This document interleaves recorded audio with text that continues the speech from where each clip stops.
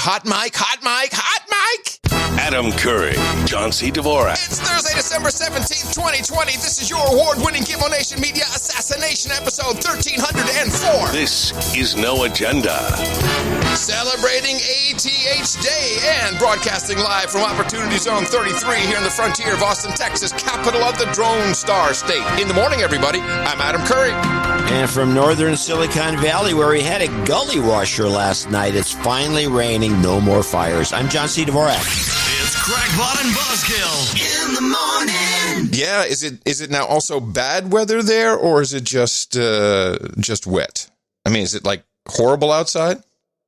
Actually, today, yeah. This is the series we've seen this weather in California before, where it rains at night like crazy, and then it's sunny and beautiful. Oh, yeah. It's nice out, except it's cold. It's cold, but it's pretty out and it's sunny. Yes, layers. Wear layers when you go out, children. Wear layers in San Francisco. No, it's crazy. You finally got some rain, crappy weather on the west. The East Coast is woo. This is a good one. A lot of snow falling. Yeah, it sounds like it. Which is good. You know, everyone has a real reason to stay home. Do we have a Zephyr yet? Did you see anything come by? I'm waiting. Because I'm stoked, man. Did you see Bitcoin? This is crazy. Right now is 23,600. Buy now. Get in while stocks last, everybody. No, I don't know. Here it comes. Oh, here we go. Okay, we got a 1, 2, 3, 4, 5, 6, 7. 7, which is actually 8. What do you mean, actually 8? Well, ever since they went to the 3 a week instead of every day, yeah, they took out the mail luggage car. Okay, ladies and gentlemen, this is your official Zephyr report. We have a stable economy. Things are moving along just nicely. Alert the guys at Squawk Box CNBC. Let them know that we have a 7-car Zephyr, usually 8 minus the mail car, and Bitcoin, 23,650. Oh, my God! Woo! Listen to that horn! Meanwhile, this, of course, tells me there's absolutely zero correlation between the Zephyr and Bitcoin. Well, that's what you say. That's what you say. The card number goes up, the Bitcoin goes up, it might go down. Who knows? I don't know. Meanwhile, we're all here in a pharma-controlled biosecurity state and enjoying it very much because we've got a vaccine. But I don't know if it's hard to tell now with the mainstream. I mean, obviously, vaccine is their number one story. But this hack by Cozy Bear, this Russian hack that got into email systems, I mean, you'd think that would be a big story. Well, I think they tried to make it a big story, but the media, in fact, I have a clip, I thought. Yeah, this one here. And I had to listen to this clip, because it's the vaccine clip. This is my vaccine side effects clip. Mm-hmm. I hate to even tell you how this is on this list. It's S vaccine. Yeah, I got it. I found it. The S for side effects is over in front of the vaccine. I have no idea how to do it. It's jumping around. When you type, it's that Dvorak keyboard. You got to get used to it. And so this is the vaccine report from NBC, and it is very interesting the way it's structured. It happened in Juneau, Alaska. 10 minutes after receiving the Pfizer vaccine yesterday, a healthcare worker rushed to the ER with a severe rash and shortness of breath. Her heart rate was elevated, and she had a red flushed rash over her face and torso. I was concerned about an anaphylactic reaction, so gave her the standard treatment of a dose of intramuscular epinephrine, and she responded immediately. After a night in the ICU receiving more medications, she's stable now. Doctors say she had no known previous allergies, unlike 2 people in the UK who also developed severe allergic reactions. Tonight, caution from Dr. Fauci. If you have a history of a severe allergic reaction, you should either not take this vaccine, or if you do take it in the context of a place where if you do develop an allergic reaction, it could be readily and effectively treated. But tens of thousands of medical workers have already been vaccinated this week, most reporting no side effects, like nursing director Johnny Leonard at Methodist Hospital in Houston. Slept, had a great night last night, woke up this morning, came straight to work, no symptoms at all. Feeling very normal. Through tomorrow, 886 locations will have received Pfizer doses. Vaccinations already starting in nursing homes. Tomorrow, an outside FDA advisory panel will decide whether to also authorize Moderna's vaccine. If approved as expected, 6 million doses could ship next week. Tom Costello, NBC News, Washington. Okay, what did you find particularly odd about that? Well, they started off with this blast, and you said they weren't covering the Russian thing, or the Russians, probably Chinese. But Hello. The mysterious hack. The mysterious hack. Mysterious. Well, we already know from the Snowden days that you can make everything look Russian according to these schemes they have. So you can make anything look like a Russian attack could be from anyone. And I realized when I listened to this thing a couple of times, I said, oh, apparently, these guys are on easy street with this vaccine, and they're not coughing up the goods for the advertising on NBC. There you go. That makes sense. It makes nothing but sense. So they do this little, we can work, it's Pfizer guy. You guys aren't up to your normal payout here for advertising. What's going on? We can run a lot of these. We can run nothing but horror stories about the vaccine. Yes. In that context, a lot of clips I got, which are short ones, kind of explain the context of these clips, like this one. Is there a difference between Moderna's and the one out from Pfizer? Dr. Ashish Jha of Brown University tells ABC. From an efficacy, safety point of view, they're nearly identical. One's a little bit easier to distribute, doesn't have to be kept frozen. That's the Moderna one. I doubt most people will have a choice, and it shouldn't really matter. They're about the same once it gets into your arm. And Wednesday was the deadliest day of the pandemic to date, with 3,656 American deaths, according to Johns Hopkins University. So that's kind of like, hey, which one of you guys is going to advertise? Moderna? Pfizer? I don't know. I like the in the arm, though. That always makes me feel good. Oh, the old in the arm. Stick that in your arm, man. Bill Gates, though, this is the problem. Is the goalposts are being moved. And we've seen this happen throughout the past 10 months where we start with flatten the curve. Remember that? I even foolishly thought, April 7th, we'll be done with this. But no, since this is apparently part of the big reset, which in my mind can only be, now that we're shutting down again globally, can only be to completely bankrupt the economies. The economy is small business. Keep the big ones open, especially the service sector. Everybody invested heavily to be able to weather the dark winter. And now, screw you, we're just closing it down. So that's done. That's clearly what it's for. But now, after being promised life will get back to normal after we get the vaccine, oh, no. No. That's not how it's going to work. No. Because unless every single human being on the planet is vaccinated, we'll be wearing a mask, staying home, we'll have lockdowns. And Bill Gates went on CNN with Jake Tapper to communicate to the slaves of Gitmo Nation. When do you think life will fully return to what we thought of as normal back in January? No masks, no social distancing, no other protective measures necessary. Certainly by the summer, we'll be way closer to normal than we are now. This laugh he does irritates me a lot in this particular clip. Why does he have to laugh when he's giving us really bad news if we follow it? Life will get back to normal. No other protective measures but listen necessary. To him, it's horrible. Certainly by the summer, we'll be way closer to normal than we are now. But even through early 2022, unless we help other countries get rid of this disease and we get high vaccination rates in our country, the risk of reintroduction will be there. And of course, the global economy will be slowed down, which hurts America economically in a pretty dramatic way. So we'll have, starting in the summer, about 9 months where a few things like big public gatherings will still be restricted. But we can see now that somewhere between 12 to 18 months, and we have a chance, if we manage it well, to get back to normal. And if we manage it well, of course we'll mess it up, Dr. Bill. We know that. But luckily the vaccine is here, so stick with it, people. It's still rolling out. More than 30 million people in California are right now under brand new stay-at-home orders as hospitals there risk being overwhelmed. There are a lot of governors who oppose bringing back these lockdown orders and forcing businesses to close.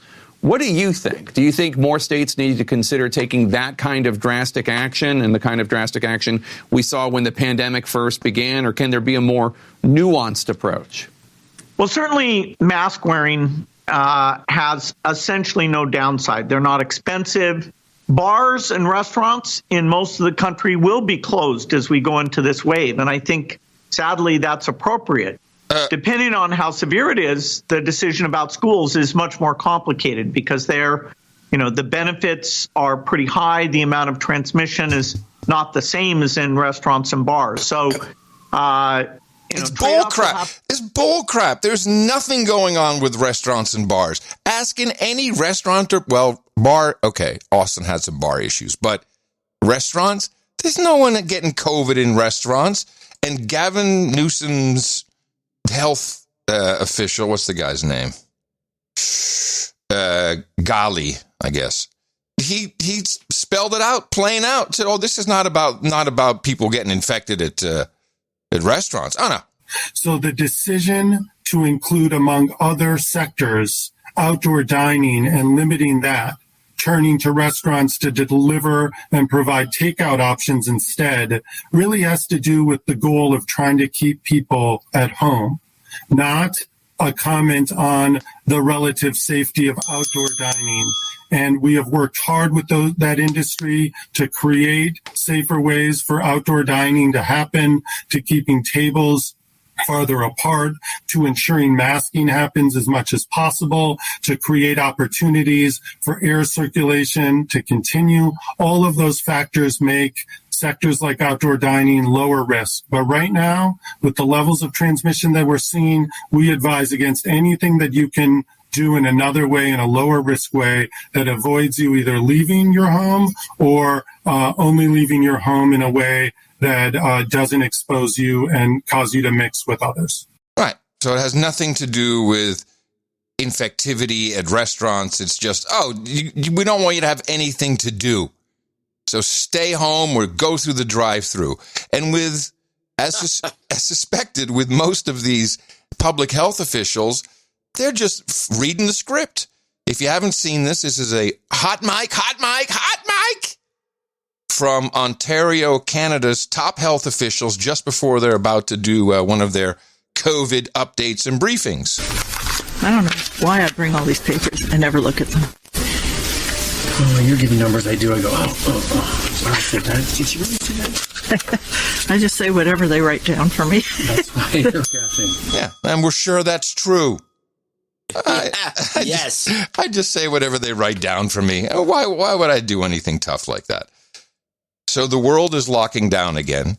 We have the UK down tight, and now we're talking well into January. But the people are getting somewhat restless, and they're a little tired of it. And this was a great example as the Netherlands locked down on, I want to say Monday, for 5 weeks. I mean, tight. This is lockdown. You can't really, you can go out, you can go to work if your work is allowed to have you. But, basically everyone's locked down. It's done. So the Dutch prime minister, he comes on live TV to announce this. And this comes from the tower, which we call the Torentje, which is in a way equivalent to the Oval Office of the Netherlands. And he's sitting there. And the tower overlooks a rather wide moat. It's a canal, but believe me, it's meant to be a moat to keep the plebes away, the plebs. So the plebs are way on the other side of this moat, and they're so loud with their booing and mainly whistling, which is always meant as an insult in the Netherlands. It's, if you ever watch a football game, soccer, when they whistle, that's disapproval. they could not drown out the sound of people disapproving of what the prime minister was saying. Have a listen. Over nu naar het torentje, de werkkamer van de premier. Let's go to the tower. Goedenavond. Toen ik bijna 9 maanden geleden voor het eerst een televisietoespraak hield over corona, hoopte ik heel erg dat het ook voor het laatst zou zijn. Het coronavirus grijpt nog sneller om zich heen dan waar we vorige week mee rekenden. En daarom gaat Nederland voor een periode van in ieder geval 5 weken in lockdown. So the Netherlands is going into lockdown for a period of 5 weeks, and then he says this. Nederland gaat op slot. Now this is interesting. He says Nederland gaat op slot. The direct translation would be the Netherlands is being locked up. Not locked down, locked up. Closed, done, big padlock on the door. And the slaves are not having it. Dat betekent dat we alle plekken sluiten waar mensen in groepen samenkomen. Met een paar uitzonderingen die nodig zijn om de samenleving te laten draaien of kwetsbare mensen te beschermen. I think he also lives in that tower. I don't know if he does. It might be kind of annoying if people are doing that all day and all night. But people are not really happy with this. And in the UK, let me see, I had this. They've come up with something new to justify this lockdown, which a lot of people are saying is not based on science. And I tend to agree. Here's the Health Secretary of the UK, Matt Hancock. I'd like to update the House on a new development about the virus itself. Over the last few days, thanks to our world-class genomic capability in the UK, we have identified a new variant of coronavirus, which may be associated with the faster spread in the southeast of England. Bullcrap. Initial analysis suggests that this variant is growing faster than the existing variants.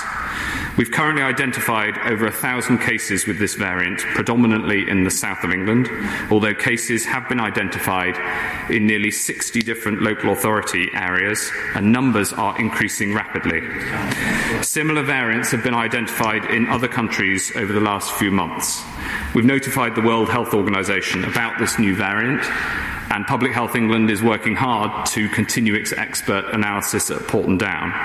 Mr. Speaker, I must stress at this point that there is currently nothing to suggest that this variant is more likely to cause serious disease, and the latest clinical advice is that it's highly unlikely that this mutation would fail to respond to a vaccine.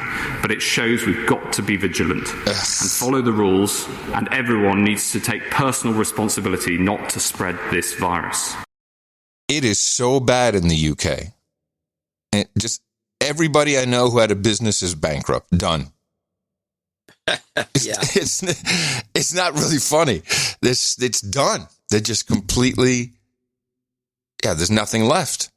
And this latest lockdown, which I don't understand other than, let's just scare everybody and ruin everything. It makes no sense. The numbers aren't there, although, now that the CDC has... case numbers are there. Yes, but CDC has combined the death numbers with influenza and pneumonia.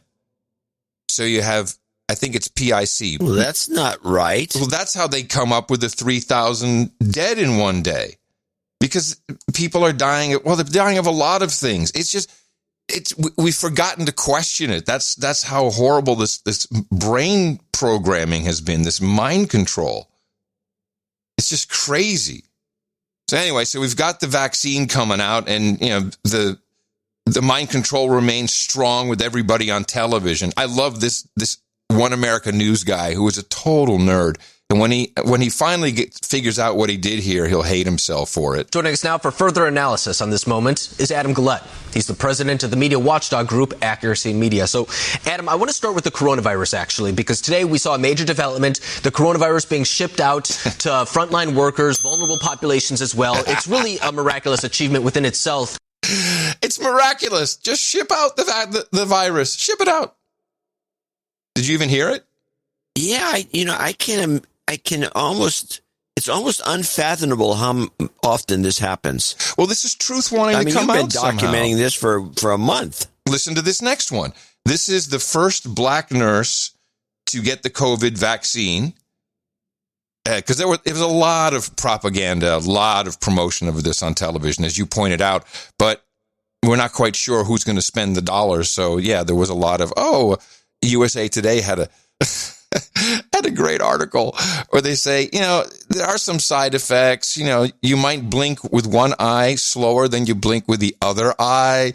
You may lose control of some of your facial muscles, which is temporary Bell's palsy. But it's really not that bad. I mean, that's in USA Today must have gotten in on some ad buy early.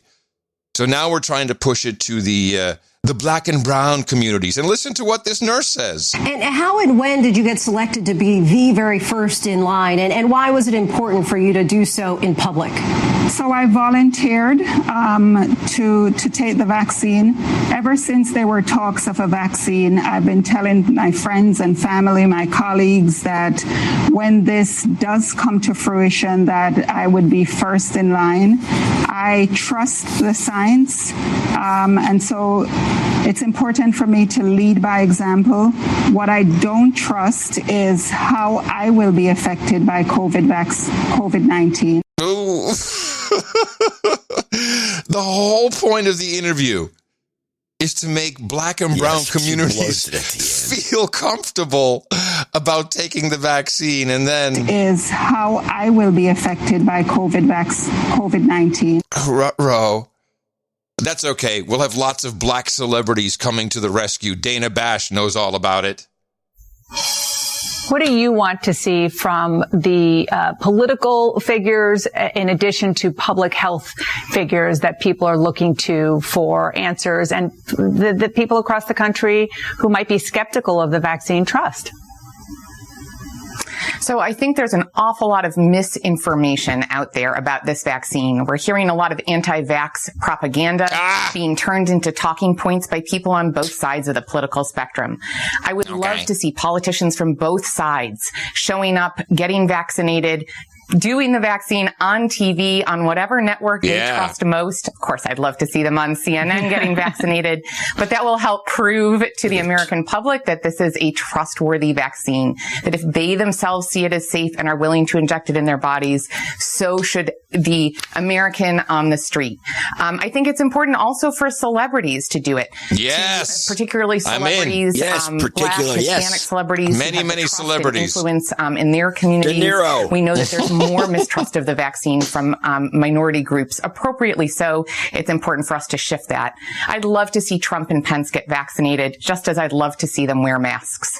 Yeah, no, we want to see lots of celebrities vaccinated with the real vaccine, not the phony baloney stuff Barack Obama's going to get and Mike Pence is going to get. And this brings me to Tom Cruise. Talking of the media industry in Hollywood, which, as you know, is completely owned by China, the Chinese Communist Party. I'll do the report, and at first I read this the wrong way, actually, and the keeper, she set me straight, and I think she turned out to be spot on with her analysis. Listen to the report from ABC. Is this Good Morning America? I think so. Listen to the Tom Cruise report. Tom Cruise reportedly let his COVID concerns be heard loud and clear while filming the new Mission Impossible movie in England. In an audio obtained from the Sun tabloid, which has not been authenticated by ABC News, Cruise was reportedly furious with staffers for ignoring safety protocols. I don't ever want to see it again. Ever. And if you don't do it, you're fired. And I see you do it again, you're gone. And anyone on this crew does it. That's it! And you too! And you too! And you! Don't you ever do it again! Work on the film had to be shut down in October when 12 staffers tested positive. Now, I don't know much of, let's put it this way, I've not met Tom Cruise, but I do know his former handlers. If you recall, we had the Scientologist PR team living in Austin. And for this audio to get out, that is not how Tom Cruise or the Church of Scientology works. They are extremely litigious. They would be blocking this. They would be hammering this. They would be threatening any news station that was putting this on the air. maybe even calling it hack materials. But this was intended to come out. And if you listen to that, I think the whole thing is 4 or 5 minutes. My boy is acting. That is Tom Cruise acting mad in every single movie you've seen him act mad in. As at first, he acts mad. At first I thought, oh, he's not acting when he's mad. It's just how he is. And then Tina said, no. He's going to get praised for this. And yes, if you look at the Hollywood celebrities, they're all like, oh, yes, so right on. Good job, Tom. You tell them it's important because you're keeping families fed and you're keeping thousands of people at work. You're saving the industry, which is China's industry, because they need product. That's why, not because Tom Cruise gives a crap about anybody in America. Disgusting PR for Hollywood, which is good one. Dead. I just kind of glossed that whole thing over. But now that you mention it, yeah, he is a good actor. Sure. He doesn't show his chops that much, but he's acting. You're right. Yeah. He's acting, and this was all about somebody not wearing a mask or some stupid thing. Whatever it was. Yeah. Someone broke the COVID rules. Yeah. Now, it did give us a number of good ISOs to choose from, possibly for the end of show. So here's one. Do it again. No, that's not good. How about this one? I don't ever want to see it again. We have this one. Nah, they're too buckety. Hold on. Maybe this one. Producers. I like producers. Producers. And the final one I have. Well, how about this one? We are the gold standard. Yeah, it's too boomy. You're right. We are the gold standard, which would have been good. It's just too boomy. But do you want to hear a couple of mine sure. Just as an aside? Yeah, sure. Okay, this is Head So Small. Hold on. Head so small. Why is this head so small? That's pretty good. I like that. Wait a minute. We're doing an ISO off. How about this one? Vaccinate. Yeah, buckety. I can't help it. It's all buckety. That's what you get from the news. This is very good. I like the head so small. Do you have any others? The only other one is a screech that I picked off of something I was clipping. Now, I think, what was it again? Head so small. Yeah, I think that's the one. Let me put it in the spot. Why is this head so small? Yeah, no, I think you nailed it with that one. That's a really good one. Well, there's also one last one. Oh. I just noticed that this is Kaylee. I have a Kaylee special today. Oh, nice. Right after our break, we'll do it. There's a lot of clips. Yeah. A fact check. A Kaylee fact check. Fact check. False. I think head so small is better. Yeah, I think it is too. I like the fact check false, but not for this. Just in time for the vaccine, the World Health Organization has released an important directive regarding, this is for IVD users. This would be the technicians who perform the PCR, quote, test. And they are now saying that, the purpose of this notice, to ensure users of certain nucleic acid testing technologies are aware of certain aspects of the instructions for use, the IFU, for all products. Description of problem. World Health Organization has received user feedback on an elevated risk for false SARS-CoV-2 results when testing specimens using RT-PCR reagents on open systems. Oh, well. And now, so what they say in this is you really need to make sure you follow the directions carefully because, you could be doing it wrong. And they literally say here, the design principle of PCR means that for patients with high levels of circulating virus, relatively few cycles will be needed to detect virus, and so the count value will be low. Conversely, when specimens return a high count value, it means that many cycles were required to detect the virus. In some circumstances, the distinction between background noise and actual presence of the target virus is difficult to ascertain. So they say, please check your cycles, which in my mind means lower the cycles. We got the vaccine. But not too much. That's exactly what it means. Yeah. Macron has tested positive according to one of these PCR things. So he's social distancing, whatever. Okay. Quarantine him. Lock him up. New York Times pushing the Freedom Pass app, which is now the ethics of that are being discussed, and it seems to be totally ethical. So that's good. That's good. A good on San Diego, everybody. This is great. I think we should try this in Austin. I think this is a legal loophole that can be used. The county releasing that late in response to this judge's ruling. And today in court, the lawyers representing these two strip clubs, they argued that if people were allowed to shop in things like shopping malls and grocery stores, then live adult entertainment should also be allowed to continue indoors. But what many did not know is that ruling would also begin to encompass all of San Diego County's restaurants. We've got the Yellow Rose here in Austin. If they can be open, then wait a minute. Are you telling? Oh, that's right. This is what all the right wingers like to bitch about, and I think it's a legitimate complaint, which is that they leave the strip clubs open, but you can't go to a restaurant. Mm-hmm. So now in San Diego, that's no sticking. Sense. That's sticking in San Diego. Restaurants Just have are opening. a stripper in. Now you're talking. Yes, a stripper in every restaurant. That's the ticket, baby. That's the way to go. Yeah, just put a pole up. Just like the go-go days when they used to have a girl in a cage in every bar. You can even get one of those trans people who read library books to children. You bring them in. Yeah. Well, that would probably make people lose their appetite. So that's different. I don't know. I mean, it doesn't matter as long as we get around it. Well, whatever works. By the way, you said get your pole up, which was pretty good. Yeah, get your pole up, people. Now, there is some other breaking news, which was broken by Politico. And now there's documents which have been declassified or leaked. I'm not quite sure how they got a hold of them. Didn't read the whole story because I caught Chris Hayes talking about this.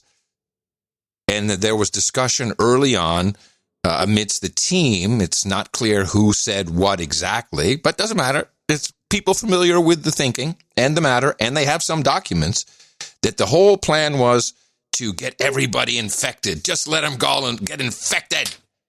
For that stupid debunked herd immunity theory, which, by the way, I think is the whole theory of vaccination strategy. But okay. And Chris Hayes took it. Chris Hayes took it to another level. Good evening from New York. I'm Chris Hayes. We want them infected.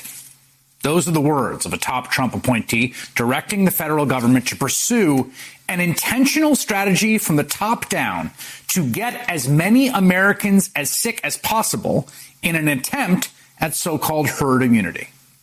It's a strategy we have seen unfold before our eyes.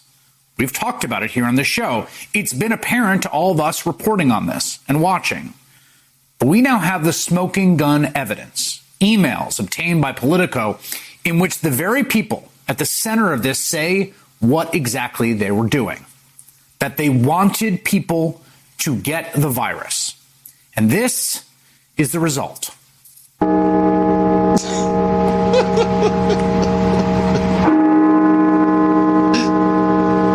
That's the National Cathedral in Washington, D.C. last night. Its bell tolling 300 times, one ring of the bell for every 1,000 Americans, as we pass the 300,000 death toll. According to the COVID tracking project, we lost another 3,400 Americans that have died since roughly when those bells rang just last night, and that is a new daily record. We've never seen it before. No country has. 3,400 Americans lost to the virus in just the last 24 hours. And it did not have to be this bad. Okay. Yeah, there you go. Didn't have to be. I love the death toll clock. That's great. Do they know they won the election? It doesn't have this idea of just, well, it didn't have to be this bad. It was mismanaged, blah, blah, blah, blah, blah. Can they let that go? No, they can't, because we have too much noise out there. We have to continuously bash this administration because, they're still trying to stay in. By the way, what you don't hear a lot of I think that's really the most remarkable from the mainstream these days. You don't hear a lot of, well, we're going to have to get the military to kick him out. Why is that? All he's doing is saying, I won, I'm not leaving, but I don't hear that anymore. I don't hear the, oh, you know, we're going to have to go in with the military. You have to smoke them out, shoot them out, whatever they were talking. I don't think that. I think maybe it was getting offensive, or please, they know that the military is not on their side, is what I'd say. Now let's look at a little bit of the military was never on their side when they first came. The thing was just a meme they like to propagate to get the dummies to vote for Biden. So they're not worried about it now, or they never were. I guess not, huh? No. Well, good. Let's take it from the top. Only a few things on what's happening with the executive order enacting of that or not. So we'll run through it. And do you have anything on this? Any clips or anything? On COVID? No, I'm done with COVID. We got nothing left. You got left? You got stuff from COVID? I don't think you have anything from COVID. I'm looking. Oh, vitamin D3 study. That might be worthwhile. Well, that's kind of interesting. This is a part of a series of these things are all scattered around YouTube by various experts. And, you know, the problem with the D3 thing is that people don't get any numbers. So that will take a, 500 unit D3 and think that's going to do something. And so this was an interesting one. This guy talks about D3s, and it's very effective in keeping you from getting COVID, apparently. And I said apparently. That's one. Hold on a second. I'll write that down. I also, Christina had a little COVID scare as she and two friends of hers were feeling really weak. They had migraines. Like, okay, well, you either have some flu bug or you got the Rona. So they got tested, which was dramatic, seeing as you can't go anywhere. You can't travel on the public transit to get to a test. There's all these rules. And, so I was kind of like, oh man, I hope that nothing gets worse. So I'm contacting Agent Orange and, a couple of guys saying, hey, if I need any help down there. And they got back to me. Military now is recommending, even if you have the symptoms, even if you're right in the middle of it, doesn't matter, 12,000 micro-Use of D3 a day. Well, I've been looking at all these things, and that's within the range of some of their theories. The average one that I've heard them recommend is 8 a day. 8,000? In terms of, a day, every day. Mm-hmm. But that's, again, we don't give this advice out, but we can play clips. Yes, we love playing clips. Now, just D3 is not a vitamin, correct? It turns out that when you really analyze it, it's kind of a hormone. Yeah, that's what I heard too. That it's really a hormone. It's hormonic. Yes, it is not really a vitamin. It's very different from D2, for example. Yeah, and you know how you make a hormone. Oh yeah, I've made many hormones. You don't pay her. Oh, okay. Damn, you are the worst, Dvorak. Okay, let's play recent vitamin D3 study. The most recent study that's come out, though, was this one from India titled Short-Term High-Dose Vitamin D Supplementation for COVID-19 Disease, a randomized placebo-controlled trial. This is also known as the SHADE study. And here they looked at 40 COVID-19 positive patients, and here they gave 60,000 units daily for 7 days. And they gave 24 patients placebo. So the total here was 16 got the intervention, 24 controls got the placebo. And in terms of their outcomes, they were looking at how many of them were SARS-CoV-2 negative by day 21. And were there any biomarker reductions? And so the results were that 62.5% versus 20.8% were SARS-CoV-2 negative by day 21 in the intervention group, in those that got vitamin D. Yeah. Yay for vitamin D. D3. D3. Yeah. Right. Yay for that. Well, I've been using that as a method ever since you told me about it years and years and years ago on the show, and it's always done well by me. Yeah, I've been using it for over 10 years. Yeah. And I have not had a cold, and I had a close call with the 2017 death flu. Yes. Which I did pick up in London. I took the D3, but I also jumped on the Tamiflu, and I ended up with a minor case of the flu. Yeah. And except for that, I have not had a cold, flu, anything for a decade. Nice to note that the American Medical Association has reversed their position on hydroxychloroquine.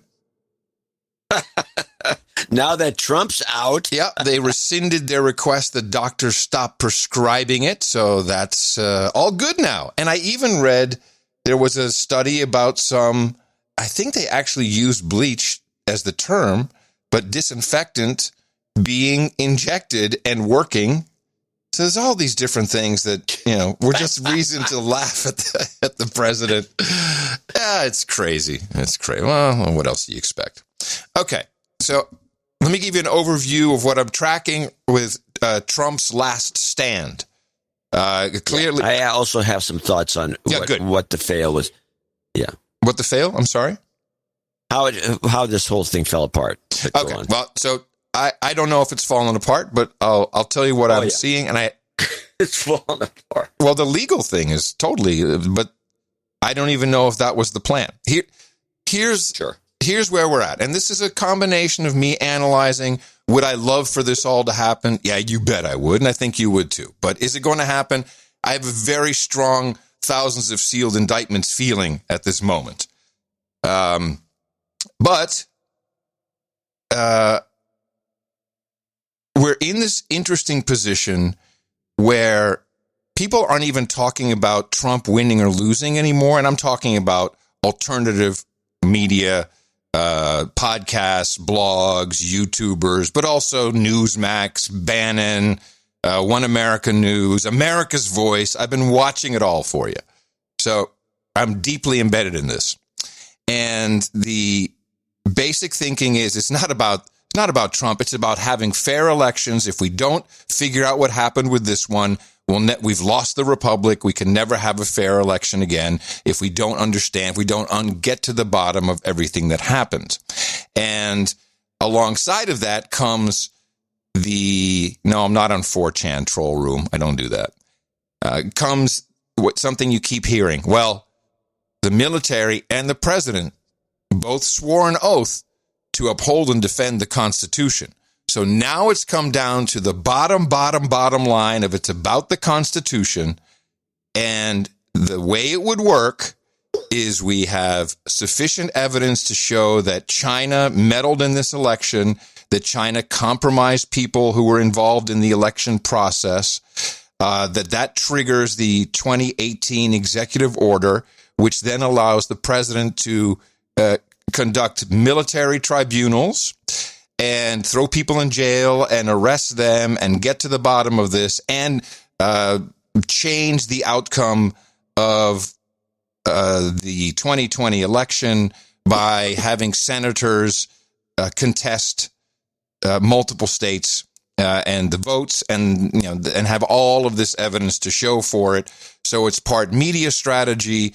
It's actually a lot of media strategy, blanketing alternative media with as much as possible. I mean, like crazy. I clipped this for you because this is just too good. I have heard a version of this story, of this little clip from Monkey Works, who's a kind of a prepper YouTuber, but has a lot of tracking military stuff. I have heard a version of this story multiple times. My stepdaughter, who works at a functional medicine practice, had people calling her and saying, well, my appointment is in 5 days, but will the appointments still go on when they shut down the internet and the electricity? I mean, this is how far this has gone. I have gotten some intel from someone that I definitely trust, okay? A former high-speed guy, Navy high-speed guy, if that tells you anything. And he, talking with his buddies that are current active in, operations, they said, be ready to go into a lockdown. They're expecting about 10 days. And I'm just kind of giving you that. They said it could be a week to 2 weeks. So we'll just kind of go with 10 days. because it seems like a good even keel number. Okay. But they said you guys need to just prep, make sure you you have supplies available, get plenty of food and water, and just be expecting that this is going to be a military operation, and it's going to be on a global scale. So just take that with a pinch of salt. Yep, I see the salt shakers going right there. But I've heard this story from so many different sources continuously. Now, back to reality, on January 6th, something actually can be done. That will be the final, I think, piece that'll happen in the government. And then I'll get back to where we are at this moment. So this is Joy Reid with Maxine Waters. You serve with Mo Brooks. You serve with some of these Republican members of the House. What do you make of the idea that they're still not done, that they're now planning on holding what would basically be a show vote and force a show vote in the United States Senate on January 6th? It's shocking. It is absolutely shocking that they would continue in their efforts to do what I consider the highest form of voter suppression. We've never seen anything like this. The president of the United States has gone before 46 courts that have turned him down, that have said you have no evidence. And so he went to the Supreme Court, where he has 3 members that he's helped to get on the Supreme Court. They turned him down. They didn't even let him file. They didn't even let Texas Attorney General, who was in the head of this amicus brief that he had, did not let them file in the Supreme Court. And they're still moving forward with trying to somehow invalidate the votes of millions of people in 4 states. It is just unbelievable that they would continue this. Either they are so afraid, so intimidated, so bullied by the president of the United States, they can't stand up for democracy and the Constitution. That is hard to believe, hard to understand. So again, the thinking is, no, we're all going to get a big civics lesson. We're going to understand and learn about how the Constitution really works. Another great part of this is the resignation of Bill Barr. Which is it a resignation? Was he kicked out? We don't know. More interesting is his replacement, acting attorney general. The acting attorney general is from the 82nd Airborne and was alongside Mike Flynn in the same unit. And he's all about, coercion, and we have to listen. This is actually from earlier. I think this is from August of this year. And finally, to share a little bit of advice we can borrow from our historical predecessors. To begin, I think it helps to clarify a few definitions to describe what we mean by malign foreign influence, as opposed to what we might consider just legitimate diplomacy or candid expressions of legitimate national interest that all nations share with one another in appropriate ways. One definition that's easiest to remember is what we refer to as the 3 C's framework: coercive, covert, or corrupt activities by foreign governments to influence U.S. policies, U.S. political sentiment, U.S. public discourse, or to interfere in our political processes themselves. Under the 3 C's framework, we recognize that foreign governments often have preferences about U.S. policies or even the outcomes of our elections. Sometimes those preferences are expressed openly. Our government sometimes has open preferences about other countries, too. When the preferences are open and attributable, no one is deceived or misled. But what we're concerned about is when foreign preferences manifest themselves through malign foreign influence activities that are, again, coercive, covert, or corrupt, whether their aim is specifically to influence our elections or to influence policymaking and public discourse more broadly. So everything is set up for the big report that is required as per the 2018 executive order, where we will find out exactly what went on with this election. And if there was one of those 3 C's that took place, or all 3 of them, then the president apparently, and I said it, has very strong powers to do all kinds of stuff. And we were getting ready for it we had the director of national intelligence talking to CBS, to the Pixie Girls, setting us up. We were getting ready. You wrote a piece for the Wall Street Journal, and you say China is targeting members of Congress with 6 times the frequency of Russia and 12 times the frequency of Iran. What is behind Beijing's aggressive approach? So they want laws and policies out of the United States that are favorable to China. And what they're really trying to do is, through blackmail, through bribery, through overt and covert influence, trying to make sure that only laws that are favorable to China are passed. Have you been to Capitol Hill, and have you briefed this threat information to lawmakers? I was so troubled by what I saw from the position as the Director of National Intelligence that I went and briefed both the House and Senate Intelligence Committees on this information, which they found surprising and troubling. But that's part of alerting members of Congress to the threats that they're facing and that the American people are facing in this broad campaign that China has to replace the United States as the world superpower. When did you brief those 2 intelligence committees? Earlier this summer. So we're all ready for it. We're set, because we're finally going to be told that this is all about China. And then, oh my, we have a huge security breach, breaching the Treasury Department, breaching parts of the Pentagon. It's solar winds. They're everywhere. The Russians are coming. We're following breaking developments from the White House. The National Security Council confirms to NBC News that they are investigating a hack affecting the Treasury Department and a unit of the Commerce Department. And tonight, we've learned Russia is behind it. For more, I want to bring in NBC National Security Correspondent Ken Delanian. Ken, do we have any idea what kind of information was accessed?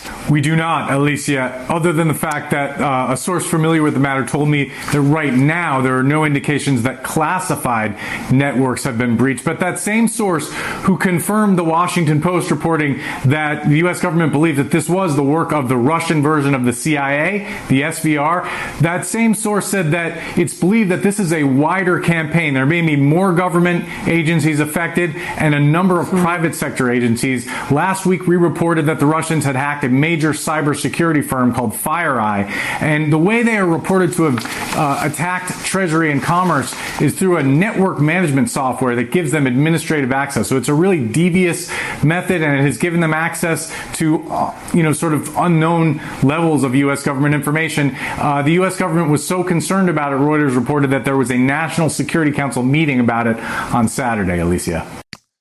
Now, I don't know about you, but I don't think this was China or Russia. I think this was purely the CIA.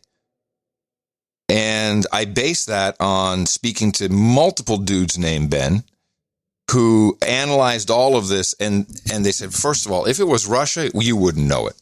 The Russians are in and out, and they don't leave any tracks. And although, according to the reports, solar wind, this monitoring system, was used in 29 of 30 counties that had Dominion voting machines, no, I haven't heard anyone find any penetration or because of these vulnerabilities, even though they all had to take down, shut down the systems and patch the software. This to me sounds like CIA trying to get the Russia story out there. Anything but China. I don't trust this at all. We know from the Snowden era that the CIA has tools to make everything look like it was the Russians. Yes. And the FireEye. It's always a good ploy. Make the Russians, blame the Russians, and the Russians have nothing to do with it. They must be I don't know if they're laughing up their sleeve in Russia or what they're thinking, but they must be annoyed by this at some point. Especially Cozy Bear. I bet they're PO'd. Come on, man, we don't leave tracks. What are you talking about? But what has this done? This has delayed the report, and we've received an official notification from the Office of the Director of National Intelligence. This afternoon, the DNI was notified by career intelligence officials that the intelligence community will not meet the December 18th deadline as set by the executive order. Back to Pixie Girl. What did Ratcliffe say about election fraud and interference? Well, DNI Ratcliffe leads the 17 intelligence agencies, and he has access to the most highly classified information that is held by the U.S. government. And he told CBS News that there was foreign election interference by China, Iran, and Russia in November of this year. And he is anticipating a public report on those findings in January. In January. This ain't going to make it, folks. And now I'm thinking that there's something going on when you say the intelligence agencies. Well, they seem to be pretty much all anti-Trump. So I don't know exactly what we're waiting from them, or maybe they did this hack to somehow, now they have to gather the evidence to show that it was Russia. I don't know, but it seems like this report is not going to make it. That's in my mind, a very bad sign. I could be completely wrong. No. We're not going to make it because they don't have a report. They're cobbling something together. As a quick aside, Space Force now, per executive order, our only hope has become an intelligence agency. There was an executive order or an announcement about it. Space Force is now the Space Force Intelligence Agency. And they'll be working on nuclear space propulsion so we can get to Mars. I love these guys. So the final rundown here for this is the only person I find credible at all when it comes to the evidence. But, man, there is so much. There's clip after clip of the Dominion CEO saying that, no, that none of this was connected to the Internet. And, I don't think you could stick in a USB stick. I don't know. But, yeah, I mean, feigning honesty and probably lying. But here is Sidney Powell with 1 minute of her evidence that she feels is enough to trigger the 2018 executive order. I don't know exactly what she means by that. I think the report triggers it, but here we go. So they had these warehouses of counterfeit ballots in different parts of the country, apparently, and then shipped them in the middle of the night as needed to backfill in the states where President Trump's voters poured out in such great number that they broke the algorithm they had pre-programmed in the computers for Dominion to create the fraud. That's why they had to stop counting in 5 states. And that's why it's absolutely absurd to say that there wasn't voter fraud here. We have counterfeit ballots. We have dead people voting by the thousands, if not hundreds of thousands. There were someone called phantom voters. There were just more manner and means of fraud than any law-abiding American citizen could possibly imagine. It's stunning. It's absolutely stunning. And they were so in our face with it. And then to deny it is purely Machiavellian.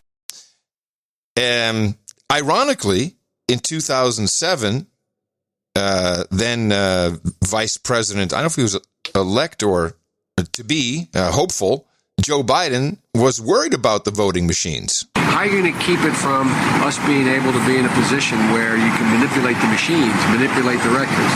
The one way to do that is, I think we should pass a federal law mandating that the same machines with paper trails be mandatory for every federal election. In a nutshell, I think we should be mandating that we have a paper ballot with a standardized machine, standardized requirement.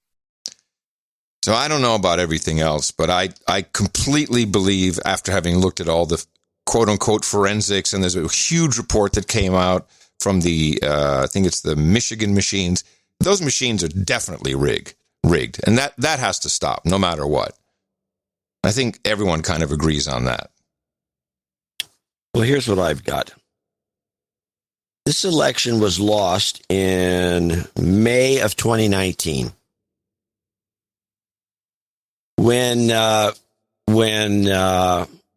Trump put together his that executive order in November 16, 2018, he put together an operation which now has a $3 billion budget, and they have a big website, and it's kind of interesting. It's called the Cybersecurity and Infrastructure Security Agency, and this was set up specifically to prevent any fraudulent activity in the upcoming election.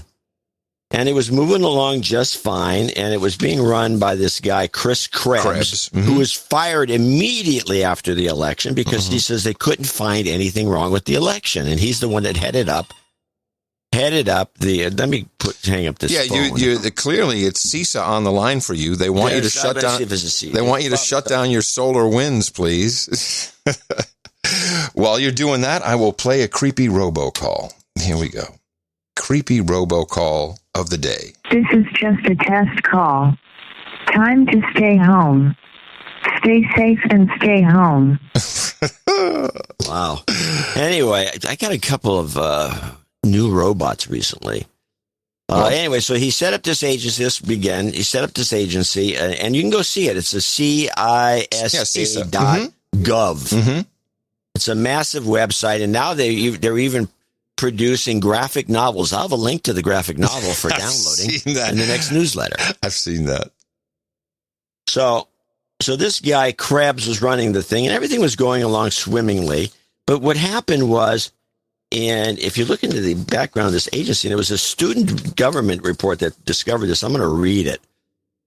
In October of 2020, a review for the Institute for World Politics, a student journal, Active Measures, stated that CISA, and by the way, this is one of my pet peeves about all these agencies, apparently lacks an enforcement division, which it did have. The Federal Protection Services, which resorted until 2010 under the U.S. Immigration and Customs Enforcement, was actually working for these guys. It was moved in May 2019 from the CISA to the DHS Management Directorate. Oh. So it was their enforcement capabilities, which means you can't find crimes if you don't have inspectors and virtue cops out there, people doing investigations. If there's no investigators, right, you're not going to find anything. And they took the investigation capabilities away from this agency, the $3 billion agency, in May of 2019. And that's when the election was lost. Well, how did this happen? Well, if you look into it, this is after Christian Nielsen quit. Right. In April of 2019. They moved in some guy who was there for 6 months only, came and left on his own. Nobody pushed him out. He came in April, and in May implemented this removal of the enforcement capability. Who is this guy? Kevin McLennan. And who is Kevin McLennan? He's an old hack from Border Patrol, but let me just read this from the Wikipedia. President Trump nominated McLennan to assume the position of commissioner in a permanent capacity. McLennan's previous nomination was supported by officials from both the George Bush and Barack Obama administrations, old rhinos in the Democrat Party, a number of whom signed a letter to Congress expressing enthusiastic support for the supremely qualified McLennan. He says then, and we read on, he says when he quit a few months later after he had done the dirty deed of sabotaging this agency by removing its enforcement capabilities, leaving them toothless. So the whole thing was a joke, and this was bound to happen. And there's no way they're going to prove anything did happen because they had nobody investigating it. So this report's coming up dead. Everything's coming up dead. Everybody who had anything to say about this is full of shit. And when McLennan quits, he says he felt he had accomplished all he could as acting secretary. I bet he did. Just walked to have more time with his family. Oh, yeah. And that's the beginning of the end right there in 2019. So this thing was pre-done. It was a done deal. The Bush faction of the Republican Party, which is a huge part of the party, Jeb Bush got his revenge. And the whole Democrat Party teamed up. It wasn't anybody else. It wasn't the Russians, the Chinese, or anything else. It was an inside job. That's why nobody's going to stand up in Congress, because the deal's over. And Trump is done, and now we're going to move on from there. And that's it. My friend Gene, Sir Gene, to you, he said something over Thanksgiving, which I think is very astute. We all know Trump for his "you're fired." That's his brand. You're fired.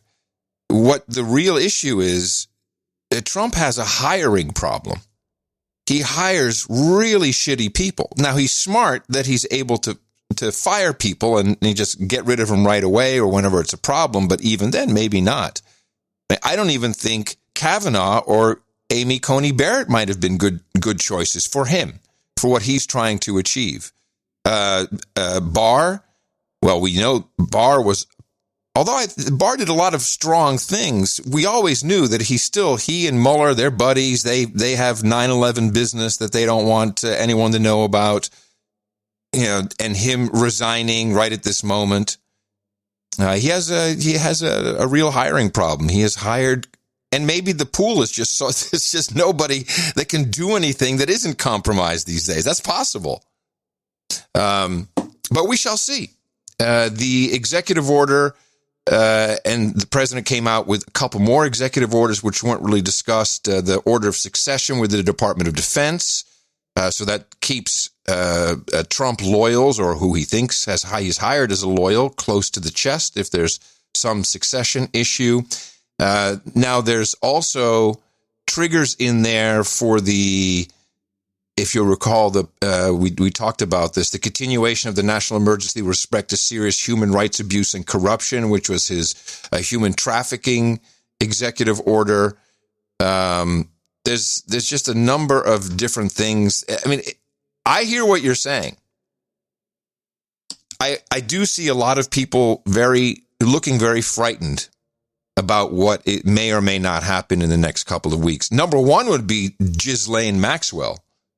She is desperately trying to she's trying to cobble together $30 million in bail. She knows what's coming if she stays in jail. She knows. She's doing anything to get out. She's got friends pitching in money to show that, all these people support me. And again, we'll see. I mean, now this report is not due until January. I don't feel so good about this. But, people would counter me immediately and say, trust the plan. So we'll see what happens. We'll see what happens. Yeah, I am still very open, and in my heart of hearts, I am hurt by the fact that we can't have an honest election. Not surprised, because, we kind of figured there must be some kind of gambling going on there. But this level, certainly of the digital, that's something we can stop. We can stop right away. Just stop that bullcrap voting machines. You can't trust it. I don't think it was anything to do with it. I think that's a red herring. No. There's real evidence about it. Let me finish. The whole thing was the mail-in ballots. You send ballots to every Tom, Dick, and Harry in the world. Just send them out by the millions. They're all going to vote Democrat. Correct. I'm not disagreeing with you. And if you heard Sidney Powell, I know it's hard for you to listen to her. She said because the algorithm didn't work with the amount of votes that came in for Trump, that's when they had to bring in all these phony baloney ballots. I believe that happened. That makes sense. Now, it doesn't make sense to me. It doesn't? No, at this point, because I revert back to an old. You're telling me 155 million people voted in this election, and the majority of them are valid legal votes. Oh, of course not. But we had 3 or 4 ballots show up at our house that weren't anyone here. Right. We didn't send them in though. But the point is that they were harvested. They were harvested. They were collected. They were shipped all over the place. If you're going to do a mail-in ballot, this is what you're going to have to expect. And both sides can cheat. Right. Oh, and I'm sure both sides cheated. But I find that the voting machine evidence undeniable. It's undeniable. I think it's very deniable, and I deny it. Well, then you haven't read the reports. There's reports that have been done. These reports are very sketchy to me. No, did you see that? There's like 127 switcheroos, and I'm sure it happened here and there. But unless they have this $3 billion agency sitting there that was put together by Trump, and they said no, nothing happened, and the guy got fired the next day. Yeah. If this agency is not going to come up with anything, then all this other stuff is just a lot. It's just a lot of noise. The agency was put together to stop this from happening. Yeah, but John, hold on a second. Healthcare.gov was set up at billions of dollars expense to get health insurance going. Since when are you surprised that a government agency sucked? As soon as they lost their enforcement capability in 2019, thanks to the Bushites and the Obamaites working together, there's no way they could ever investigate any of this stuff properly. But more, that's fine. I'm good with you there.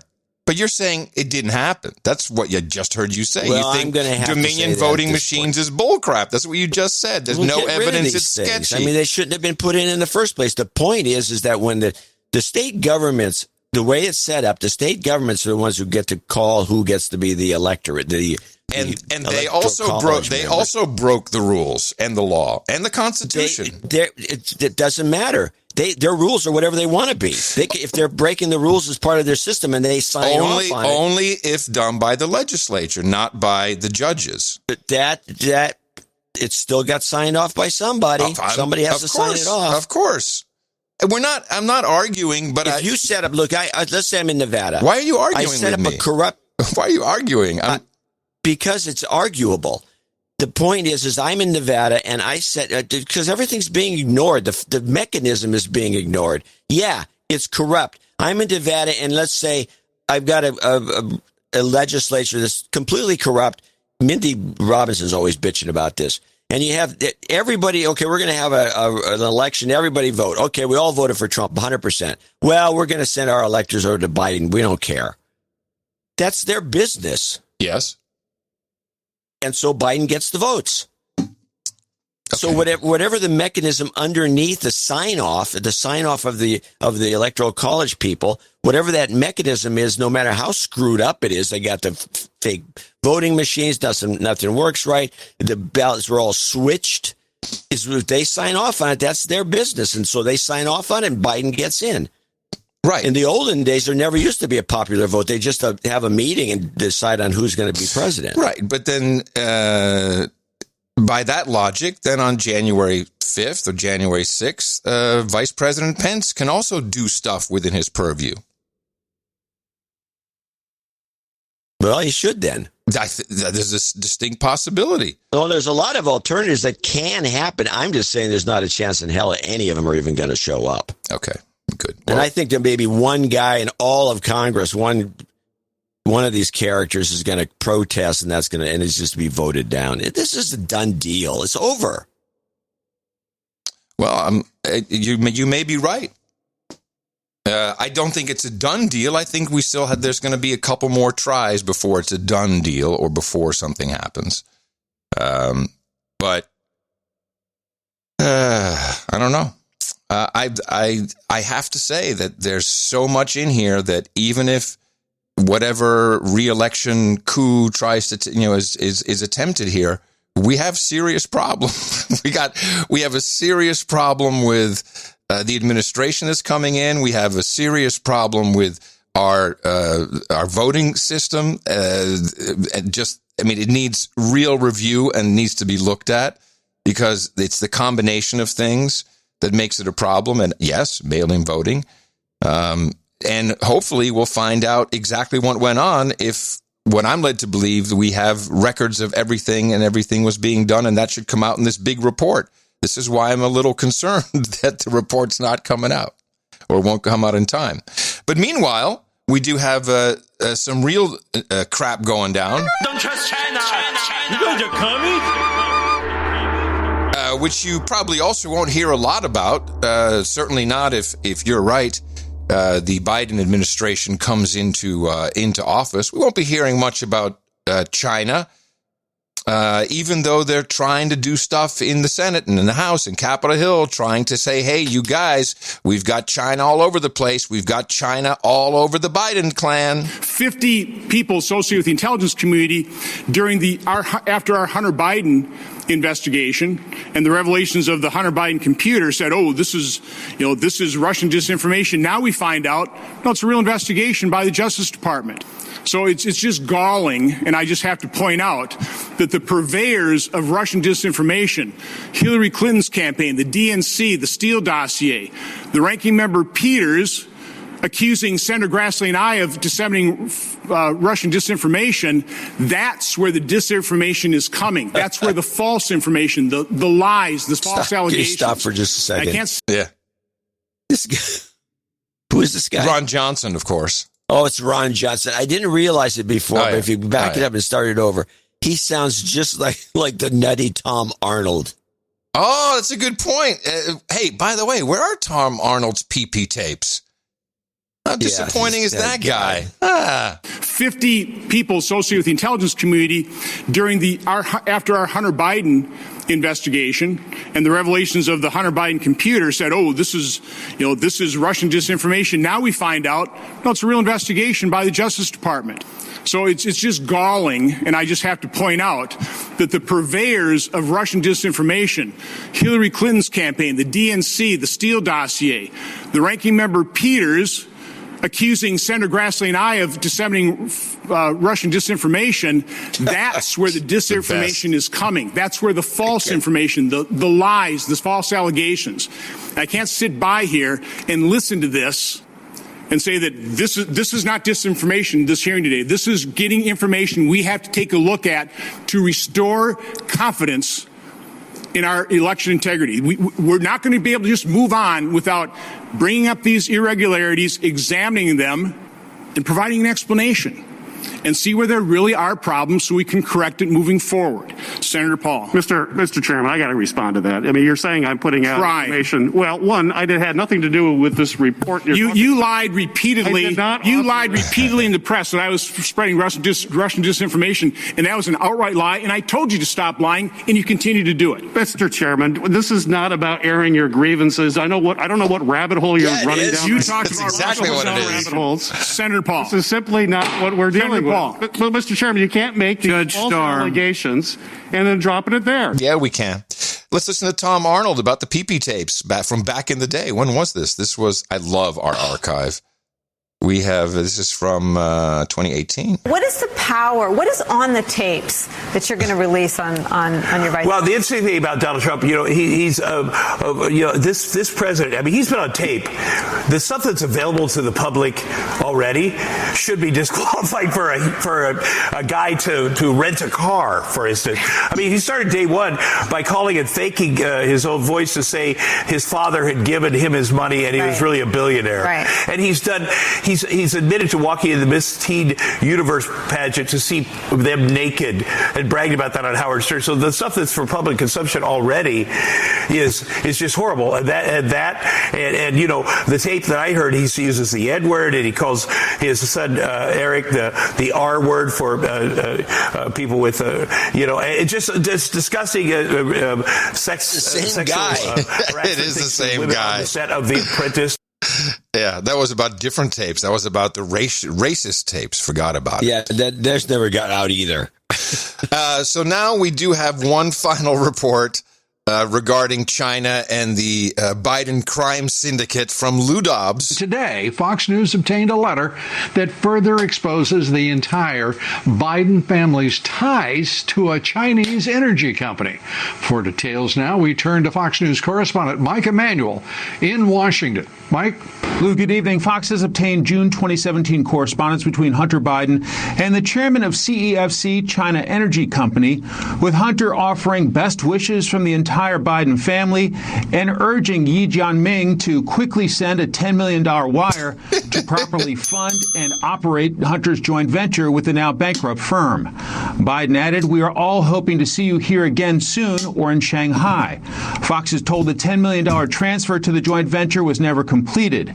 Some allies of President Trump are saying it may be time for a special counsel to look into Hunter Biden's business dealings, concerned a Biden administration may not be interested in a serious criminal investigation. Also today, a prominent Republican called out big tech for suppressing the Hunter Biden story. These giant corporate conglomerates censoring and suppressing news directly bearing on an election weeks beforehand, the most powerful corporations in the world, Facebook, Twitter, working with the Democrat campaign to suppress legitimate... Hold on a second. Stop. I don't know if it's just me, but this guy sounds like Al Gore. He does a little bit. It's that young guy. I forget his name. Hawley. Hawley? Yeah, I think it's Hawley. He's the guy that's been anti-Silicon Valley forever, and I like him. I think he's from Tennessee.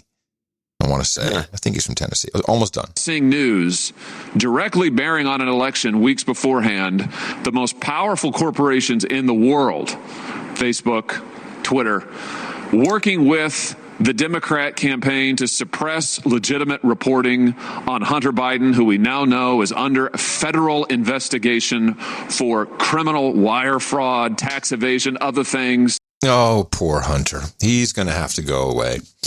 Well, I think it would be funny, and I think this might happen before the 20th, that a special prosecutor is put in place to investigate this by Trump or his new attorney general, and they just leave him there. When they leave, they're stuck with this guy. And they get to either fire him, which would be a brouhaha over that, or they're going to have to let him do his thing. It's like this is ludicrous, except for Obama.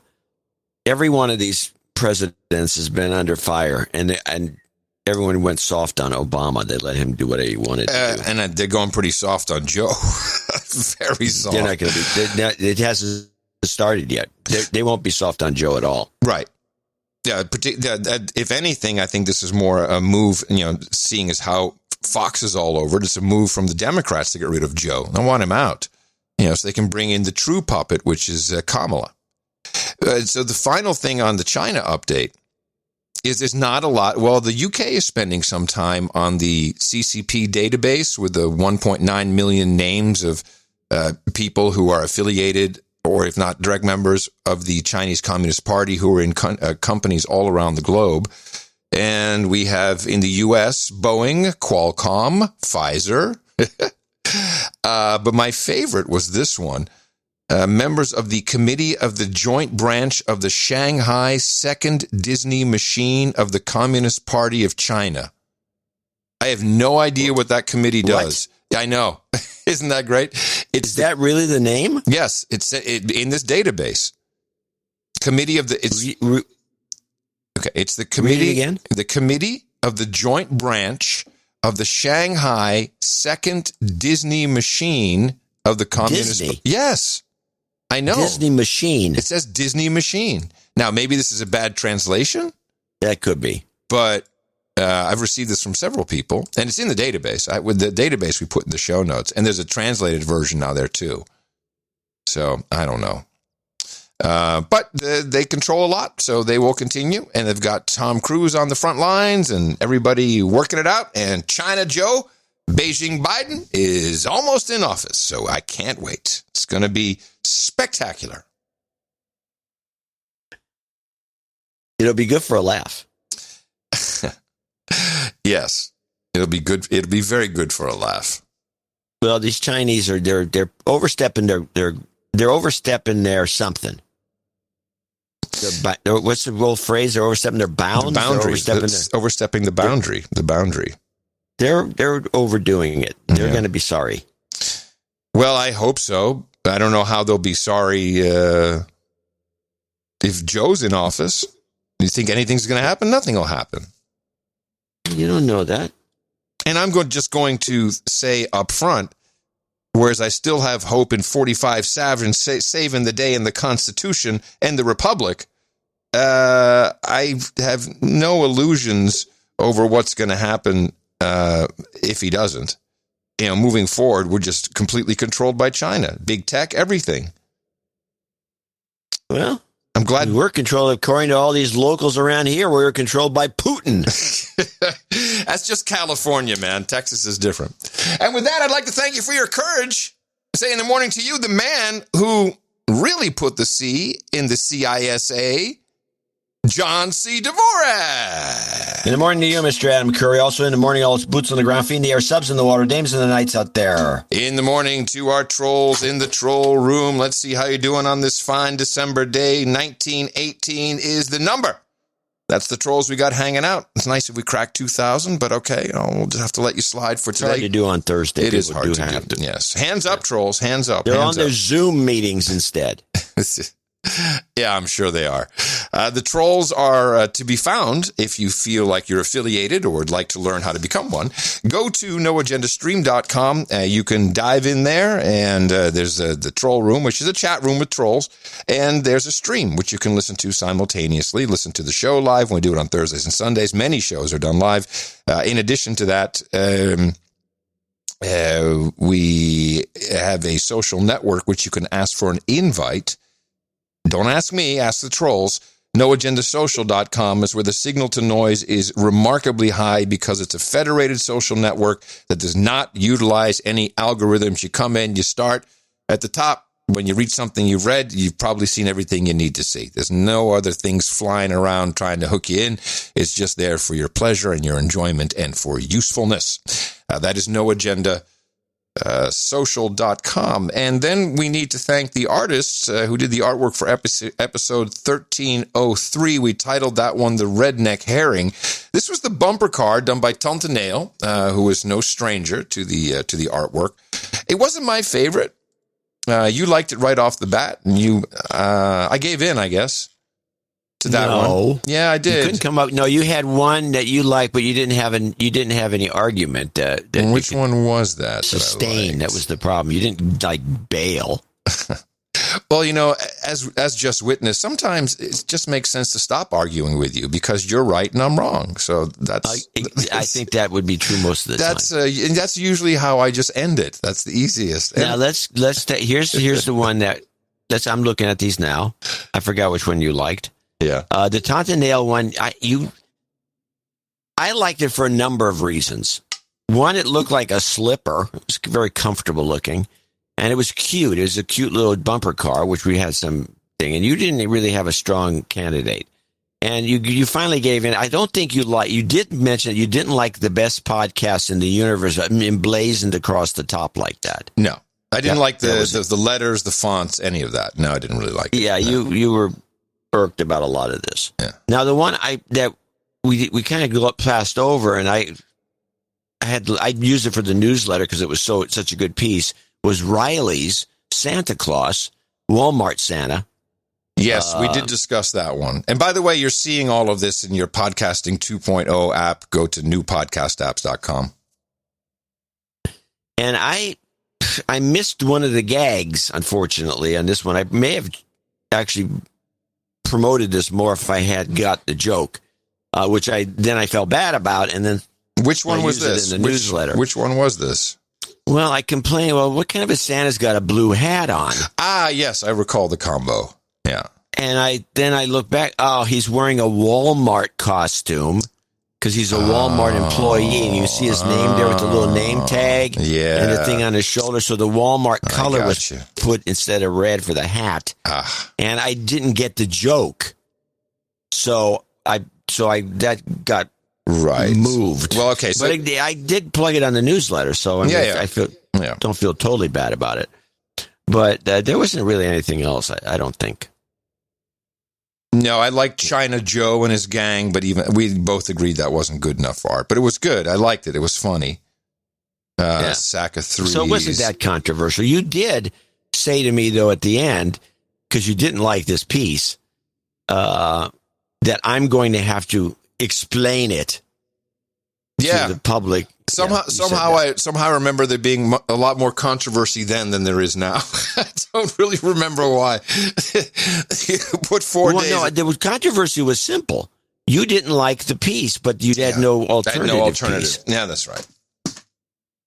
I didn't like the letters. I like the piece. I still like the piece. I like it. Yeah. I think it's cute. I'd like to have a bumper car that looked like that. It'd be fantastic. Oh, so sweet. So this is only a part of the time and talent that people put into these shows. I want to thank Neil, who's been doing a kick-ass job of sending clips. But we have so many people who've really honed their skills on making clips. Again, it's not very helpful if you say, this is an hour and a half. You'll definitely get something out of it. Yeah. I definitely won't. I mean, because I get 5 of those a day. You won't listen to them. 5 of those a day. Also, and this is all said with love. I'm your producer, so I'm just, I'm like Tom Cruise in you now for a second, except you won't get fired. If you got a hearing, for example, don't send 15 clips. Have you ever heard us play 15 clips of anything? 3, max 4 if it's crazy out there. You have to kill your darlings. Make your selections. That's how we make the show even better. Because, then listening through 15 clips that are all 2 minutes, that's another half hour. I just run out of time in the day. I'm sure, John, you have the same. But it's really appreciated what people are doing. And we love when people come in with their treasure, which is the third leg of the value for value stool, as it were. And we like to honor these donors with their appropriate titles of executive producer and associate executive producer of the No Agenda Show, episode 1304.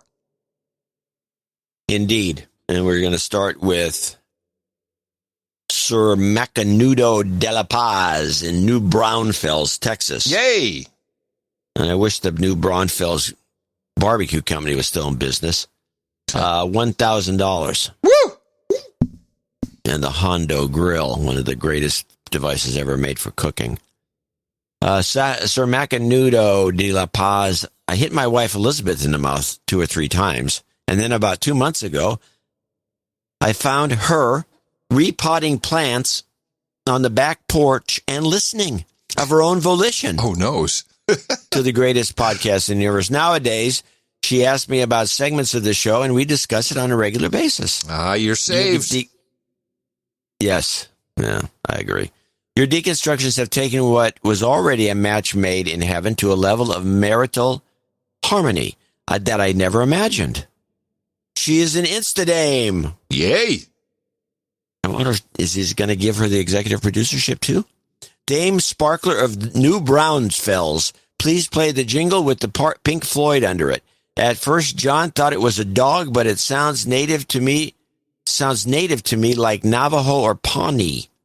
I have no idea what this reference is. In any event, putting Pink Floyd under it is genius. We love you guys. Yes, I think that he gets the executive producership, she gets the damehood. I'm fine with that, so they can kind of split it up. They are no agendaing together, after all. And what he's referring to is not something we do. I'd love to take credit for all these great jingles. No. We can't do that. It's Yoko and the Bulldog.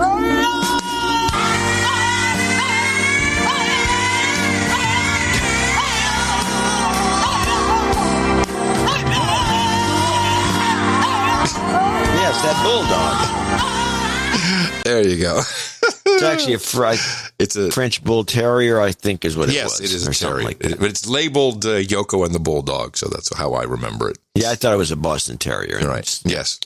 Sir 22 of the Pacific Northwest in Lake Stevens, Washington, $500. Is he the one? Somebody sent a note in. No. Yeah, make good? No, not yet. I know which one it is. No, I'm thinking of Michael Mansell. Okay, Michael Mansell's 333. Sir 22 of the Pacific Northwest.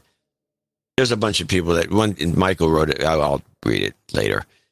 Checking in. Not sure why my note from the last donation never went through to you both your emails, but oh well.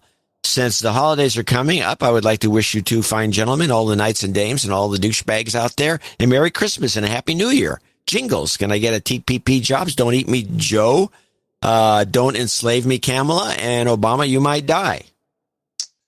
Yeah, we can do that. We'll do them kind of in those orders. Don't eat me, Bo Jordan. You're scary. So scary. Don't enslave me, Kamala. You might die. Jobs. And jobs. You've got karma. Douglas Proctor in Duncan, Oklahoma, $500. Thank you for what you provide us and wish you a Merry Christmas. Oh, thank you. Merry Christmas to you, Douglas. We love that note. Very nice. Thank you. Nathan Joseph Wolanek in Manchester, New Hampshire, $333. Forgive me, Podfather. It's been 3 years since my last donation during the 2-for-1 dealio. Please give me a de-douching and, if possible, a business shout-out for... De-douching first. You've been de-douched. Okay. Okay, let's start. Let's get this back together. It's pronounced Wojtek. Yes. Wojtek Weaponry. WOJTEK. My business mostly revolves around badass adjustable gas blocks for AR-15. So if you need to choke your gas hole, look no further. No. I got to write this down. Choke your gas hole. That's just something you want to say from time to time. Look no further. No Agenda listeners get 12% off on my Click adjustable gas blocks with coupon code 33. So order up. Nice. Thank you for the... That's cute. Thank you for the great show and amygdala maintenance. Keep your powder dry. All right. Thank you, Nathan. Appreciate it. I'll do Mandy B here. This is from Mandy's from Bennington, Vermont. Comes in with a sequential 2, 3, 4, 5, 6 in the morning. John and Adam found y'all via JRE and could not be happier. Well, we definitely need to throw in the Rogan donation. Rogan donation. As a former self-proclaimed bleeding heart liberal until April of this year, I've gotten quite the education over the last 9 months. It's been a roller coaster of emotion.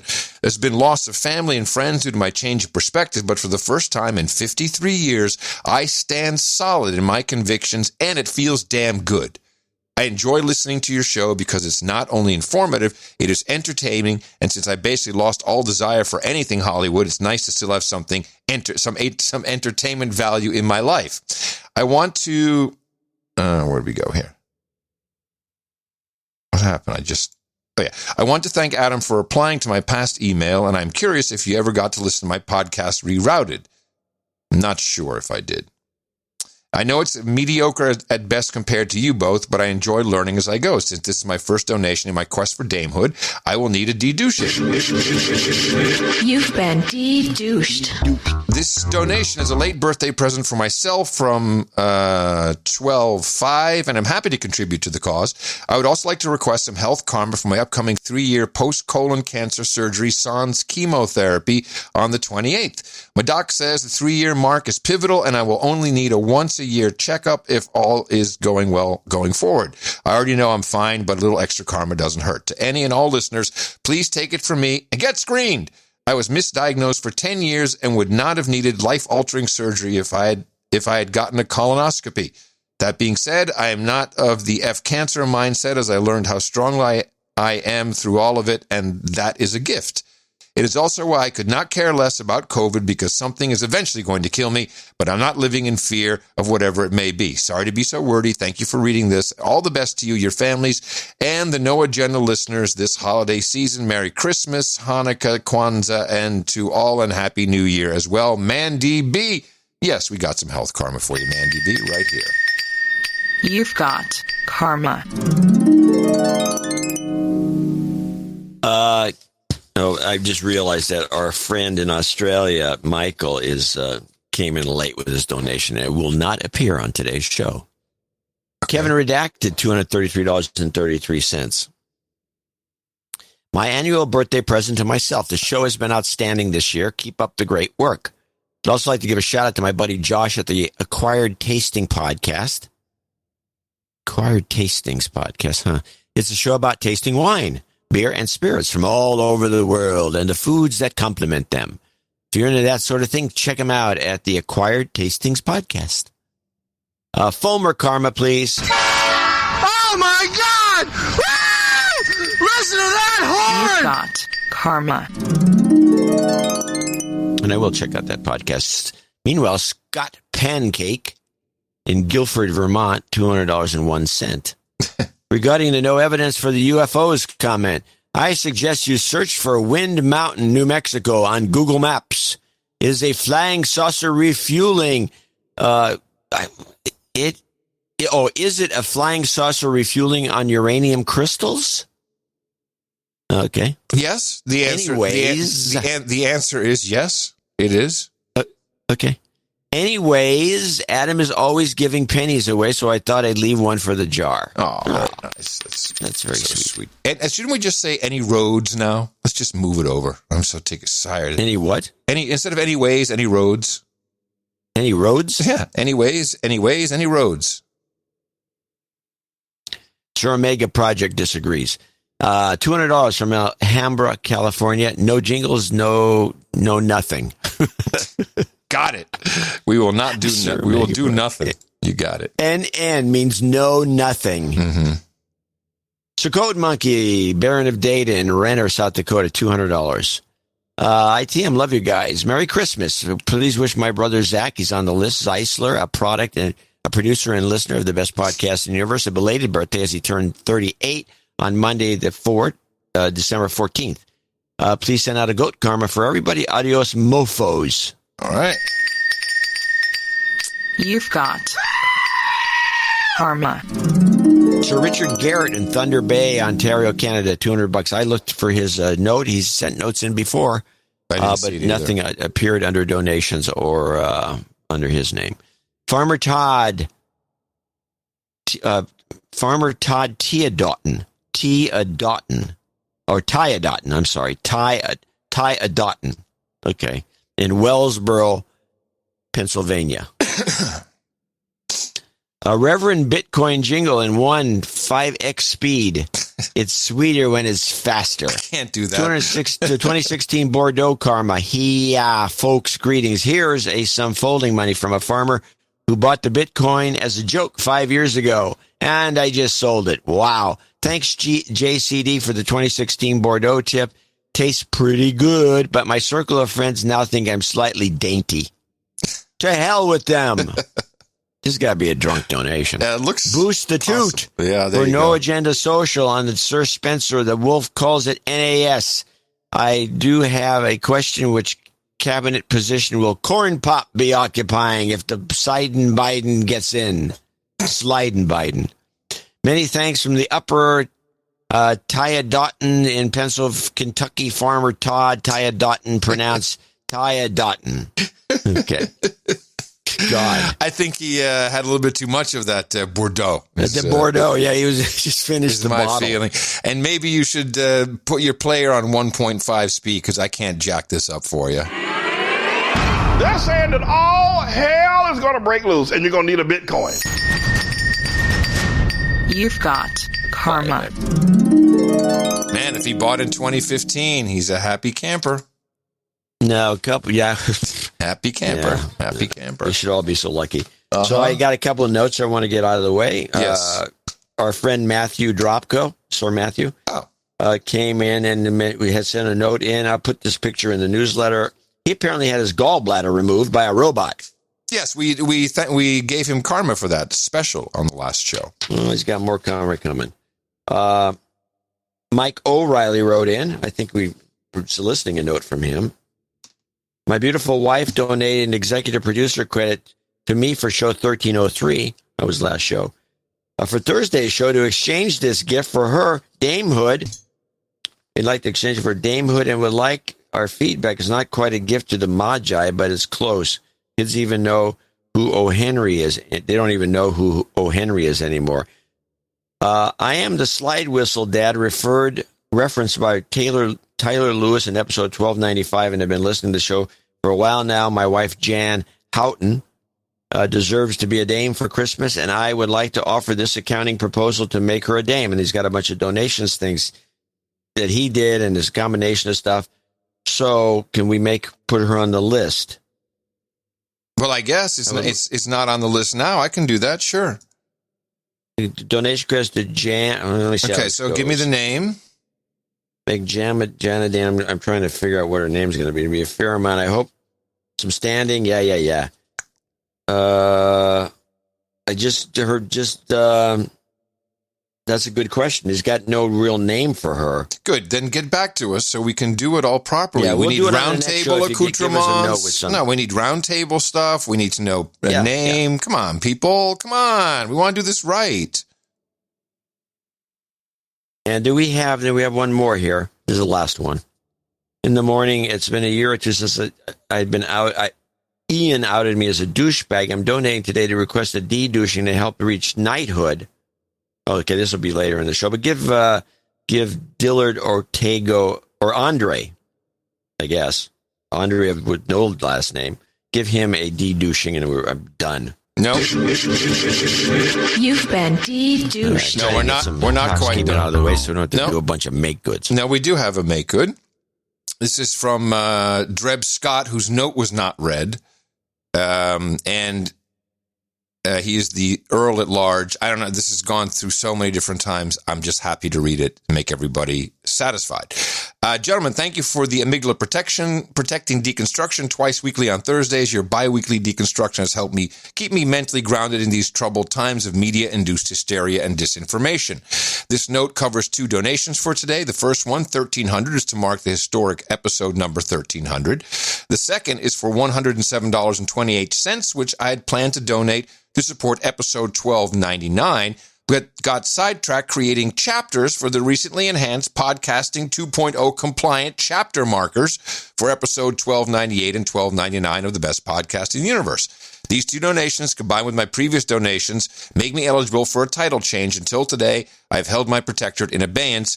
If it is unacceptable to the Peerage Committee and Sir David Foley, Grand Duke of the United States of Gitmo Nation, I'd like to put down some roots and claim a territory.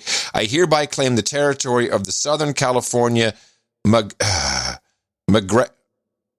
mega region, and request the following title change from Drebs Scott, Earl at Large, to Drebs Scott, Duke of the Southern California mega region. As defined by the Book of Knowledge, the Southern California mega region includes Southern California, which includes 10 of California's 53 counties: Imperial, Kern, Los Angeles, Orange, Riverside, San Bernardino, San Diego, Santa Barbara, San Luis Obispo, and Ventura counties, extending northeast into Las Vegas, Nevada, and south across the Mexican border into Tijuana. Thank you. I'm so happy I got that information. Drebs Scott, proudly owner of the only known item to be released from the Dvorak Archive Vault, the Microsoft's Bob Frisbee. So now you can put a memory to the name, and he will indeed be crowned appropriately as Earl at Large, Duke of the Southern California. Oh, he's the one who region. bought the, yes. Yes, he bought there's good news. What's that? I've put up, actually my daughter put up an Etsy site called the Dvorak Shop, SHOPPE. You can look it up on Etsy and find it. Wait. Hopefully.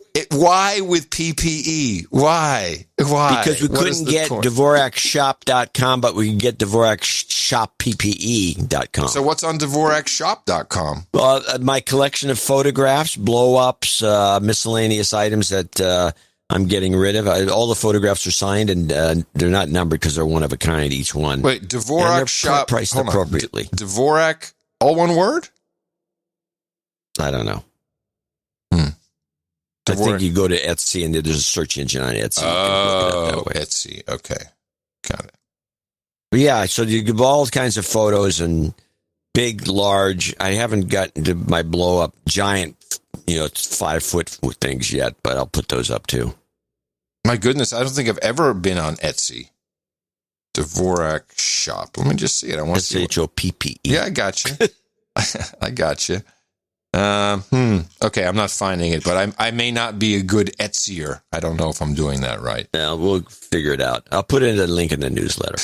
We appreciate the support, highly appreciate the support from these producers who now can proudly display their titles as executive producer or associate executive producer of episode 1304 of the No Agenda Show, the best podcast in the universe. Thank you so much. Thanks for hanging in. Thanks for bringing all the things that we need and keeping this show rolling, especially in these times where anything you say is probably Russian disinformation. So we have to be careful, too. We got to keep moving ahead. Can't take any commercials or corporate money. That's just never going to work for us. If you'd like to participate for the next episode, which will be on Sunday, please go to Dvorak.org/NA. And thank you again for your time, your talent, and your treasure and the value for value model of the show. Our formula is this. We go out, we hit people in the mouth.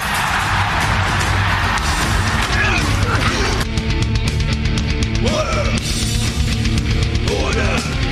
Oh, yeah, shut up. Shut up, slave. Shut up, slave. Yay. Okay. So we have Kaylee. Or this is something else you want to discuss first? Well, I was going to kind of lead into... I got a lot of Joe Biden cabinet-like stuff and Build Back Better kind of things. Okay, let's do that first. Okay. I do have a Biden clip.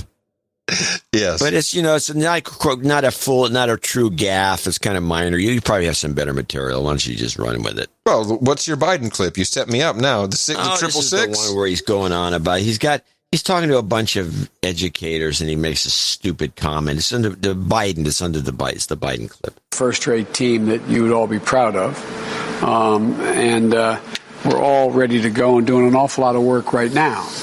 But here's the thing that I want to mention. There's already a circumstance where nationwide, because of the requirement of school districts, county offices, mayors, governors having to balance their budgets, they've already had to lay off 666,000 teachers. 666,000 teachers have been laid off already since March. And I'm worried, Tony, that I know in Noblesville you have a force of about 135 firefighters. And the question is going to be, when do we have to start laying off because the counties and the cities don't have the money? They can't deficit spend. They have to spend based on balancing their budget. When the first responders and the fire service will be laid off. Where was this recorded? What was the context of this? He's talking to a bunch of local schmokels that are on. It's a Zoom call of some sort. This 666,000 is nuts. It's bullcrap. But it turns out I just love that he did it. Go ahead. The fact checkers could find a way to rationalize it, of course, because Joe Biden will never be fact checked false. Yeah, but we all heard the 666. We heard it. We know what the idea is. Even if it was 666, I would have said 67 just to not say it. Yeah. That's what I would do. I know. That's what I would do. But it wasn't 666 anyway. It was like some half that, if less. That's all people involved. It's just a number he cobbled together. It's just nonsense. Yeah. But why 666? I mean, it's a mark of the beast. Fact check false. Yeah. So earlier this week, Bo Biden was in Georgia campaigning because we have this two runoff races, which could determine the power in the Senate and thus the power in the United States and the world. Quite honestly, it comes down to two little runoff elections in Georgia. Here's what Joe had to say. In the meantime, Biden was in Georgia Tuesday, where control of the U.S. Senate will be decided by runoff elections next month. You voted as if your life depended on it. Well, guess what? Now you're going to have to do it again. Okay, so we know what to expect. There's already 75,000 new registered voters for this runoff election. Amazing. Good work, Stacey Abrams. And then Joe came out after Tuesday and claimed his victory. Claimed his victory as according to him and the mainstream media, it's all done. And you, John, it's all done. It's in the can. The Electoral College has decided this shit is over. So, ladies and gentlemen, welcome to your brand new president. Good evening, my fellow Americans.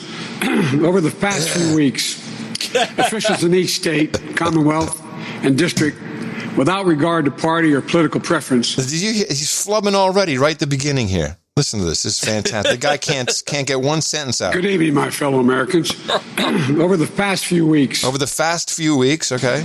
Officials in each state, Commonwealth, and district, without regard to party or political preference, have certified winning candidates. It's certified. Today, a member of the Electoral College, representing the certified winner, cast their votes for president and vice president of the United States in an act just as old as our nation itself. And once again, in America, the rule of law, our Constitution, and the will of the people prevailed. Our democracy pushed, tested, threatened, proved to be resilient, true, and strong. The Electoral College votes, which occurred today, reflect the fact that even in the face of the public health crisis unlike anything we've experienced in our lifetimes. And now here's where he starts to fall apart. We're only 16 minutes into the speech. The people voted. They voted in record numbers. More Americans voted this year than have ever voted in the history of the United States of America. Over 155 million Americans were determined to have their voices heard and their votes counted. No, wait a minute. That's not the falling apart bit. It came later when he had to deliver the message, the final message for the New World Order. Under control and getting the nation vaccinated against this virus. Delivering immediate economic help so badly needed by so many Americans who are hurting today. And then building our economy back better than it ever was. In doing so, we need to work together to give each other a chance. For a better life beyond your freedom, build back better for someone else. Now, that was the public appearances where I think everyone kind of noticed that the president-elect, the office of the president-elect, was coughing and stammering, and it was not a great appearance. It was 15 minutes. It just didn't feel really jubilant, even though that was the entire reason for it, and to bring unity. Got the COVID. It could be. I mean, this would be about the right time for him to die. Oh God, can you imagine? Oh no, I can really imagine that. And again, it would make a lot of sense because Kamala is the puppet and Obama is the puppet master. And he admitted this earlier when he was on Colbert. I don't know when this was. Obama admitted it. Well, listen, it doesn't matter. He's still admitting what he wants. Did you miss you? Did you ever look at something going on in the news and go, you know what the situation needs? Little Barack Obama.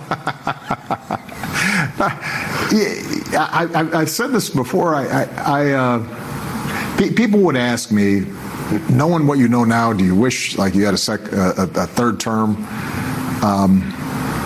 And I used to say, you know what? If I could make an arrangement where I had a stand-in, a front man or front woman, and they had an earpiece in, and I was just in my basement in my sweats, looking through the stuff, and then I could sort of deliver the lines, but somebody else was doing all the talking and ceremony. I'd be fine with that because I found the work fascinating. They do like putting it right in our face, don't they? You know, I never heard this before. I want you to take the clip of the day. Thank you. I was kind of expecting that one. Clip of the day. Yeah, pretty much. Yeah, I'd just be sitting in my basement with a little intercom IFB, good to go. And it certainly wasn't happening when Joe had his little his private Zoom conversation with the Democratic Party. A lot of progressives were on this call. And again, we have audio that was leaked. I don't know if it's on purpose or not. It does show a very different side of Joe. He's very assertive. I mean, I don't think he's cognitive, but he's very assertive in what he's saying. We'll start with that people need to stop all this negative talk. This is, I believe, one of the progressives on the Zoom call who is quite upset because, you know, if you look around, you'll see the progressive wing, the squad, the AOCs, the Black Lives Matter, the Black and Brown community protectors. They're not seeing any love from Joe with his cabinet appointments or anything. In fact, I think people are waiting for some money. But no, Joe's going to push back real hard, and he's going to remind us that he is the office of the president-elect because of the one big lie he told. A lot of people in our community are getting a little anxious because they are not seeing enough of the progress they thought they would have seen at this point. Let's not disappoint them, and let's not get to a place where voters in Georgia begin to second guess. Okay, let me respond. I've got to go. Let me respond. There's a lot to respond to here. Let's get something straight. You shouldn't be disappointed. What I've done so far is more than anybody else has done this far. Okay? Number one. Number two, I mean what I say when I say it. All right. I mean what I say when I say it. All right. I'm the only person who's ever run on 3 platforms that I was told could not possibly win the election, and I never ceased from it. One was on restoring the soul of this country because of what I saw happen in Charlottesville. Fact check false. That was it. No one else was talking about it. The words of presidents matter. Nobody else, no progressive, was talking about it. I did. Because no one wanted to propagate that insulting lie, Joe. He's talking, of course, about the very fine people. So oh, brother, this is really a terrific clip because he's like taking credit for winning but he thinks it still doesn't know that it's a lie. He's that stupid. I think he's dead sincere here. Ladies and gentlemen, your next president of the United States of America. Yeah. But there's more. Joe is also not going to do anything. Because that's hope upon hope. Now he has principles. His principles are no executive orders because I don't know, something Constitution. The Constitution. And so there's some things that I'm going to be able to do by executive order. I'm not going to hesitate to do it. But what I'm not going to do is I'm not going to do what used to. Benita, you probably used to get angry with me during the debates when you'd have some of the people you were supporting said, on day one, I'm going to executive order to do this. Not within the constitutional authority. I am not going to violate the Constitution. Executive authority that my progressive friends talk about is way beyond the bounds. And as one of you said, maybe you, Reverend, now, whether it's far left or far right, there is a Constitution. It's our only hope. Our only hope. And the way to deal with it is where I have executive authority, I will use it to undo every single damn thing this guy has done by executive authority. But I'm not going to exercise executive authority where it's questioned, where I can come along and say, I can do away with assault weapons. There's no executive authority to do away with that. The Constitution. So he's not taking away our guns. He's not going to override executive orders. Wow. Well, no, he said no. He said he's going to override undo everything Trump did. And I'll bet money that he can't do it, and he won't. Well, we know from the Supreme Court ruling regarding DACA that most of these executive orders will have to remain in effect well into a year or a year and a half into the next administration's term. Or that's the claim. They were structured that way. That's the claim, yeah. So, hey, I'm all in on that. That sounds hilarious. Let me just see if I had any more Build Back Better. Well, the Great Reset, and you kind of talked about that. Yeah, maybe we should get to your special. I've been very excited about this. You teased it in the newsletter. In fact, you set yourself up for this on the previous show. So everybody has waited with bated breath. Kaylee, John C. is trying to write you a love song. Kaylee's been in love with you from day one. Kaylee, you can prove that Trump was right, or you can prove Mbappé was wrong. Kaylee. So I don't think this may be. I'm fearful that this will be our last Kaylee. I made probably I probably made too many clips. I've got like 6. Yeah, you look like a No Agenda producer. Yeah, I do. Because I am. Yes. Now she's more combative than before, which is good. But she did a couple of things. A couple of things were kind of minor. And for example, I want to play this. I'm going to play a couple of the minor ones that were no big deal. She took 3 or 4 questions on Trump. Is he going to get a shot? Is he going to get a shot? Is he going to go on TV and get a shot? Why doesn't he go on TV and get a shot? Her first answer was, I didn't clip, which was, hey, he's had COVID. Why does he need a shot? This kind of makes sense. And so this became, and they didn't want to get into too much of that. Yeah. But he needs a shot. He's got to get a shot on TV, according to these people. And this is Kaylee on the Trump shot. And this is her classic answer. She gave it at least twice. Wouldn't him taking the vaccine set an example for Americans to give them confidence? Dr. Fauci, as well as Montez Salui, both said today that they think President Trump should get the vaccine. Because for himself would be to set an example. Will he do that? Why not do it just to show Americans that it's safe? Because he also wants to show Americans that our priority are the most vulnerable. There will be some senior administration officials taking it publicly to instill that confidence. It is very important. And the president, no, but you'll learn in the next few days who that is, who those individuals will be. But they will be taking it publicly to instill confidence. The president wants to send a parallel message, which is, our long-term care facility residents and our frontline workers are paramount in importance, and he wants to set an example in that regard. Yeah. Me. Yeah. So Trump, I don't think Trump's going to take the shot. I don't think he's had COVID. Why would he take the shot? It makes no sense. I mean, why would anybody look at a celebrity or a politician and think, oh, yeah, that's the real shot? I can never think this. How could you ever believe a celebrity? Although Tom Cruise, I think that we'd believe him. Yeah, I'm in half agreement, except the true believers down in Hollywood, and there's plenty of them, lockstep to Rob Reiner. He'll take the shot, and he'll take the real shot. I was chatting with the Zoomers, and so the two highlights of so far for them the past couple of weeks has been not happy Joe Biden got in, but happy that we got that horrible orange man out. And that's it. The only, they don't like Biden either. And it's like a merit badge. It's like, we did it. I'm so happy. I'm so proud of us. It's fantastic. We made sure that that horrible, racist scum of a human, he's not even he's lower than human being, that he is not reelected. That was great. And then the next thing is, and we've got a vaccine. I'm scheduled for this week. How about you? Are you getting it? I'm so excited. Yay, vaccine. So they're all in. Bigly. Yeah, okay. Well, that's fine.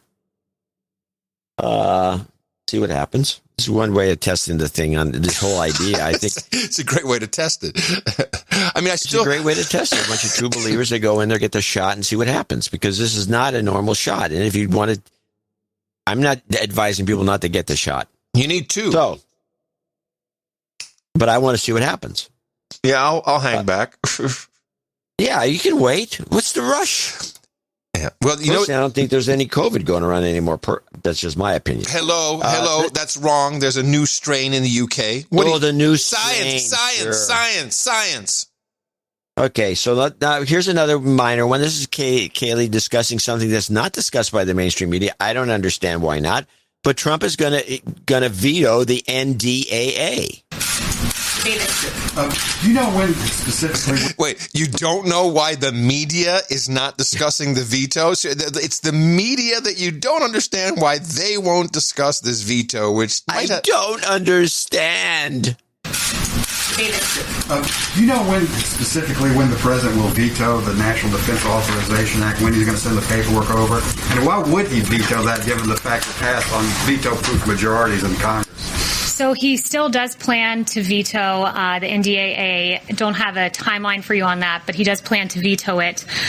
He wants to make every effort to protect our military men and women, and will prioritize military funding in the big omnibus bill. But he also has other important priorities and I should say problems with the NDAA beyond just the absence of Section 230 repeal and beyond the inclusion of the Warren Amendment. One of the provisions of concern is provisions about troop withdrawal and deployment in Afghanistan, South Korea, and Germany. And so there are a number of provisions that he also said it was weak on China, but no Republican really seems to agree with on that. Why does he think the bill is bad on China? So by not including a Section 230 repeal, what you're in effect allowing is Twitter to continue to not censor Chinese propaganda. Recently, there was a tweet by the U.S., the Chinese embassy in the United States about the Xinjiang province and allowing all citizens to enjoy the same rights, including freedom of religion. That clearly is not the case, as the Uyghurs have been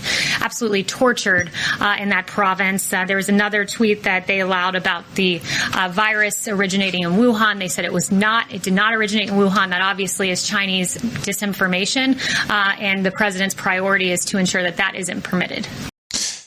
So we've luckily talked about this. What I heard initially is he wanted a complete repeal of Section 230, which I would, for selfish reasons, would be against, because we kind of run on that. Certainly when it comes to noagendasocial.com, we need some protection over what people will say over there. I would like an enforcement, or I would like a modification, perhaps. Apparently, this thing was passed in the House and the Senate by enough people to be veto-proof, as they have to have. Was it 2/3 of the Senate is necessary for the override? I thought it was 60%, but whatever it is, this is a lot different than being veto-proof. This, by the way, wasn't discussed, but it's a lot different being veto-proof and then actually overriding the veto, because then you got to put your hand up. Yes, you do. And what is that other thing that they mentioned was also kind of important. It was the troop drawdown. So the National Defense Authorization Act is what that is. This is where a lot of interesting things happened. Years ago, the Smith-Mundt Act, which forbids the American government from using propaganda on its own people, was repealed, which is a part of the problem if you think about it. That was so that the Voice of America and all of its online, the Broadcast Board of Governors, which is the propaganda unit. Tucker Carlson's dad was a member, so that they can continue to propagandize on the internet, which some American citizens might see, but now it's probably more targeted towards American citizens. That kind of stuff does pass. And then we have the troop drawdowns, which I have not read the entire NDAA this time around. Usually I get to it. But that they don't want to draw down the troops the way the president has said, that he said, we're bringing everybody home. And they go right into the NDAA and they say, we're going to leave people here, going to leave people there, we won't close that base. And so they don't give a crap, because ultimately not the military itself, but the military industrial complex needs this bill. That is their budget for the next year. What are they going to get to spend? And on what doesn't even matter. But how much money can they pocket? How much money can I grab? And I agree that propaganda, certainly from the Chinese Communist Party, is damaging. So let's listen to what she has to say about the Russian hackers. Could you comment on the Russian hackers breaching several federal agencies? How serious was this breach, and is the Trump administration considering retaliating? Look, the U.S. government, we're aware of all of these reports. We're taking all necessary steps to identify and remedy any possible issues related to the situation. As one step in that process, CISA has issued an emergency directive on Sunday night for all federal civilian agencies to review their networks for indicators of compromise and disconnect or to power down SolarWinds Orion products immediately. So we are taking a hard look on this, and obviously take any sort of cyber hacks very seriously. And just one more question on Russia. Since Russian President Vladimir Putin has congratulated President-elect Joe Biden, any comment on that from the Russian president? No comment on that. I'll leave it to the president to react to that. Has he spoken to President Trump? Not that I'm aware of, no. Yeah, man, Vlad, what you doing? Yeah, they always slip that kind of thing in. All right, so let's get to fair weather friend Vladimir Putin is. Yeah, what is for buddy? What's Putin doing, man? So let's listen to Kaylee go off on Swalwell. This is a gem. Yes, I'm sure she had a lot to say about him. Unfortunate that it doesn't give much coverage in the mainstream media, but I guess we shouldn't be surprised, because in the last 24, 48 hours, there have been quite a few stories that have not gotten a ton of coverage in the mainstream media. As former White House Press Secretary Ari Fleischer said, bias is often found in stories the press does not cover. And last week we found out that Democrat Congressman Eric Swalwell was infiltrated by an alleged Chinese spy. This spy cozied up to Swalwell, raised funds for his 2014 campaign, and even planted an intern in his office. And that relationship continued until the FBI briefed him in 2015. And that was some very good reporting done by Axios. But after entangling with this spy for years, Swalwell hypocritically went on to be one of the lead instigators of the Russia collusion hoax in the impeachment sham. Swalwell wrote this on his congressional webpage: President Trump and his team are directly and indirectly tied to Russia. That was not true. He then said in September of 2020, the president has a compromised relationship with Russia. Untrue. April of 2019, he said President Trump certainly acts on Russia's behalf and acts like Russia's leader. Not true. January 2019, Eric Swalwell said it's pretty clear President Donald Trump is an agent of Russia. Not true. And Swalwell shamelessly claimed Donald Trump Jr. and Jared Kushner had an eagerness and a willingness to work with the Russians during the 2016 election. Again, it was false. In 2019, he falsely claimed this yet again when inquired about collusion by a reporter.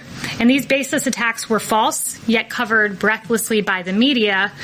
There was no coverage, however, of Swalwell being the one implicated with not Russia, but China.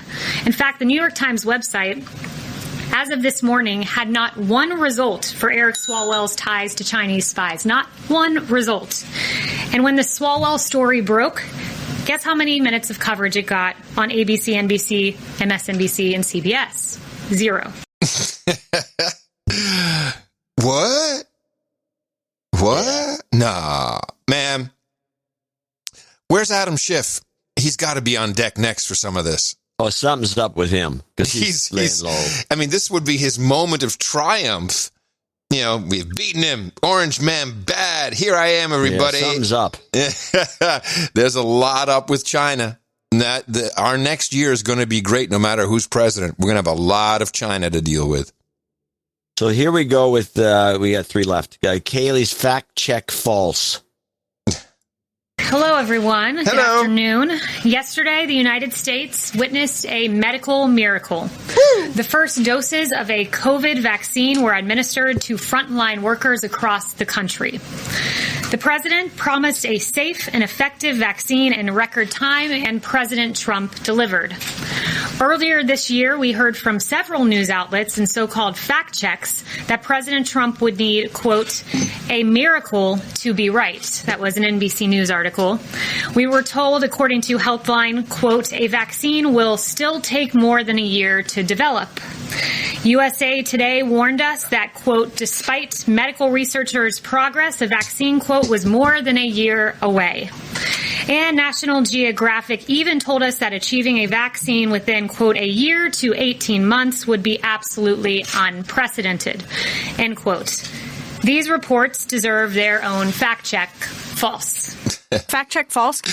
What's interesting, I'm realizing now that whenever Kaylee does one of these press briefings, my inbox is flooded with backup material to back up what she said.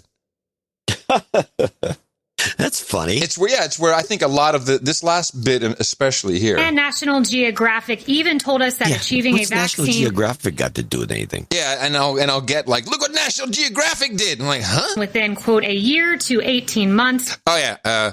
Well, look what Bill Nye the Science Guy said. He said it would be 2 years for a vaccine. It's like, okay, we get it. All right, so here I'm we go. getting sour on this stuff. Now somebody asked a question, a really question that ticked her off. Ooh. This is a question on the assault on democracy. Oh, yes. I love these. Todd. Thanks.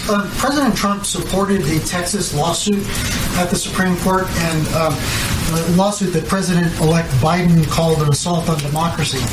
How is it not anti-democratic to try to nullify 20 million votes?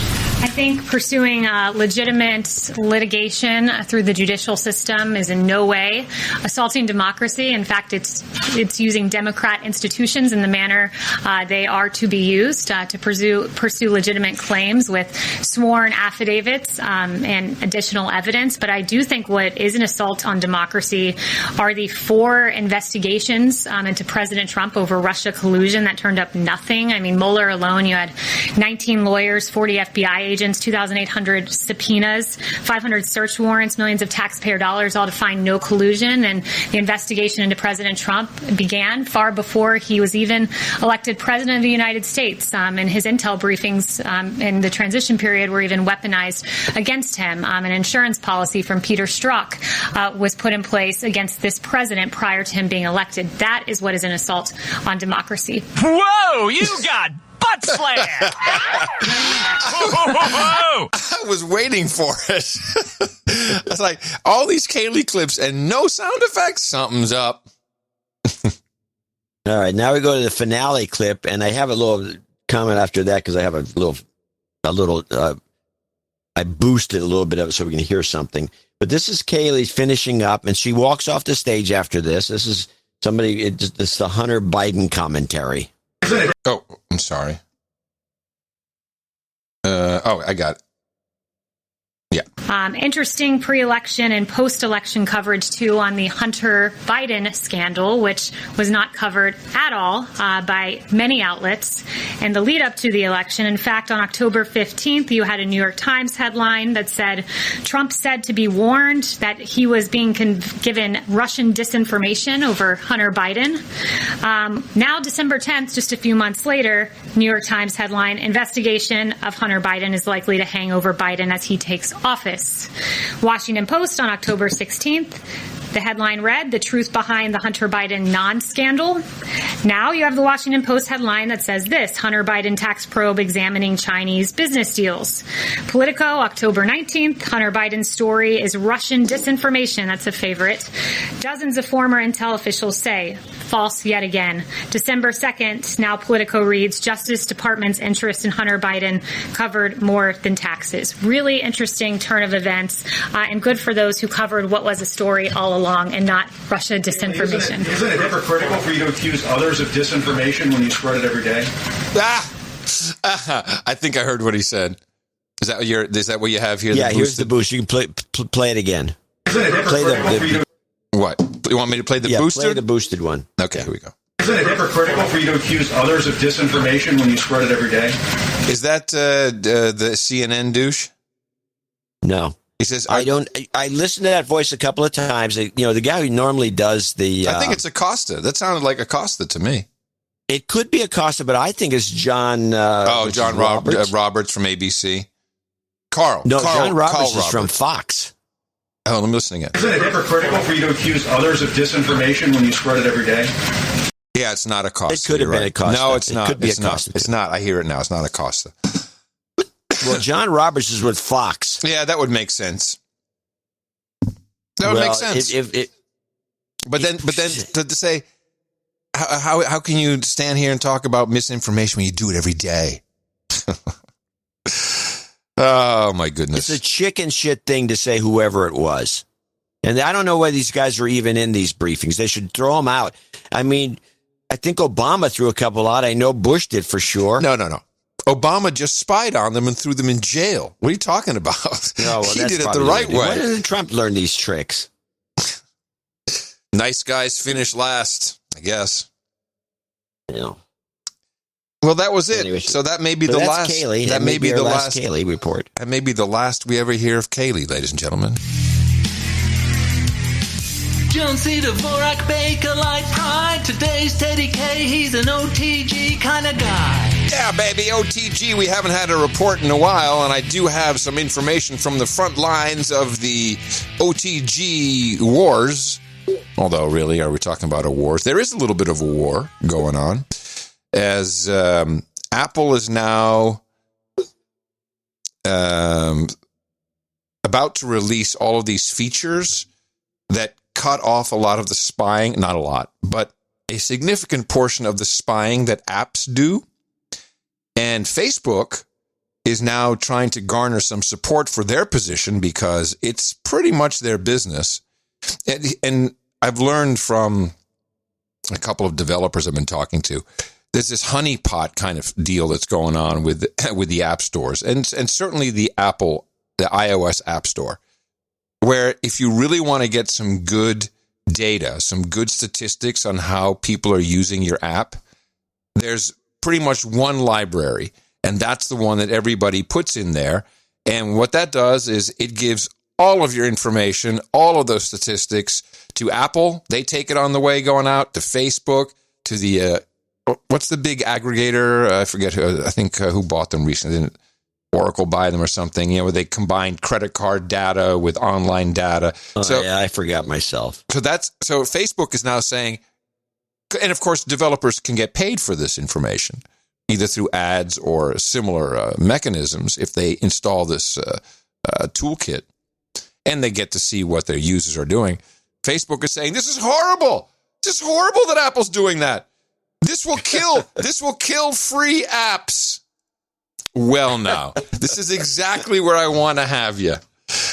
Turns out free is pretty expensive. I think we learned that from you, Facebook. So while Apple is trying, but they have so many sensors in these phones now, so many things. I don't want anyone to ever see that. You just can't trust these guys. Enter Graphene OS, which one of our producers had sent me a Pixel 2 months ago, if you can remember, with Graphene OS, which is a de-Googled, pure Android. Actually, it almost feels like there's some Linux. Of course, there is some Linux in there. And I decided upon this Apple news, since I was using the cloaked iPhone, the old iPhone, I would give this thing another shot. And I am blown away by the level of permissions that you can set for every single app, everything that is happening. I love that I didn't lose any functionality, really, other than I can completely control all this crap that used to pop up and tell me to do things. And you're just not being tracked by Silicon Valley. And there's some great Pi-hole-like blockers, VPN-based blockers in there. I've been really examining this for the past week, and I think it is going to replace my OTG flip phone. Although, what? Yep. It's going to replace it. Now, I need to be able to send text messages faster now. Because I'm saving podcasting, so I do need to be able to communicate, and I am. Believe me, I'm saving more than you realize with what's happening with podcast. I'm trying. It's our own preservation, Mr. Dvorak, my partner. I appreciate the sentiment. I just don't understand how this means you have to send text faster. Well, because I communicate with a lot of people, and I'm trying to orchestrate and move pieces around. And so whether it's an email or anything else, I do need to be able to do this, not just when I'm in the house, because I'm also out sometimes. And even the newsletter, the newsletter. Move to California where they won't let you out. Well, who needs a phone when you can live in California, right, John?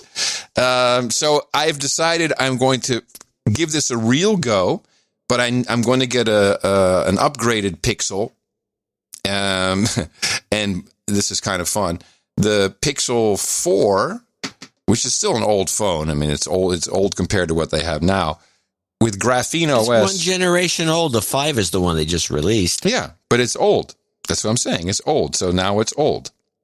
It's not. It's no longer considered to be old. So you can buy them for like $360. In the box, unlocked. Well, it's doable.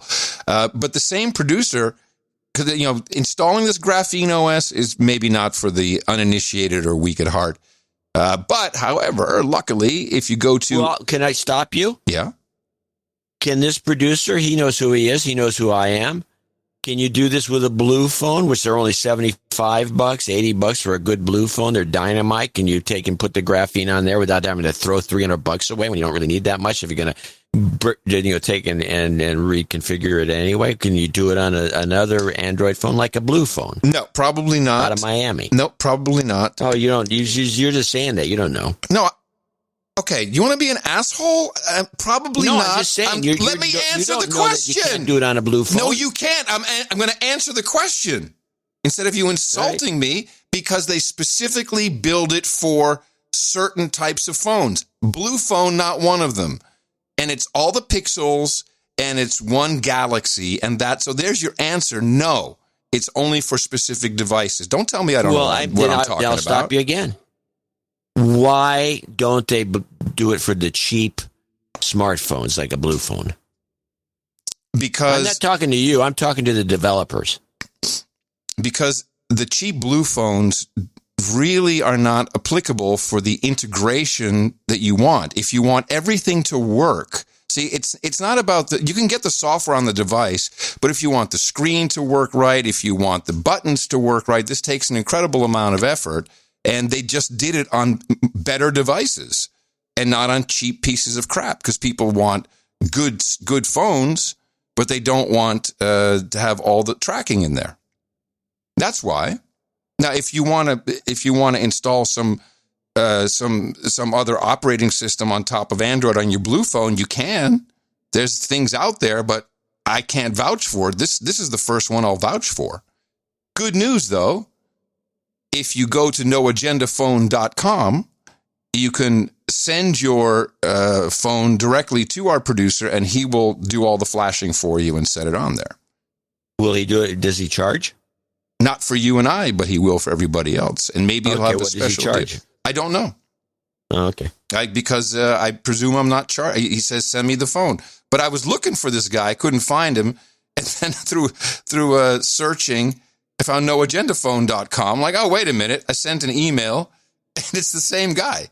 So this is the look, when I get my new one, I'll send this one to you so you can play with it. How does that sound?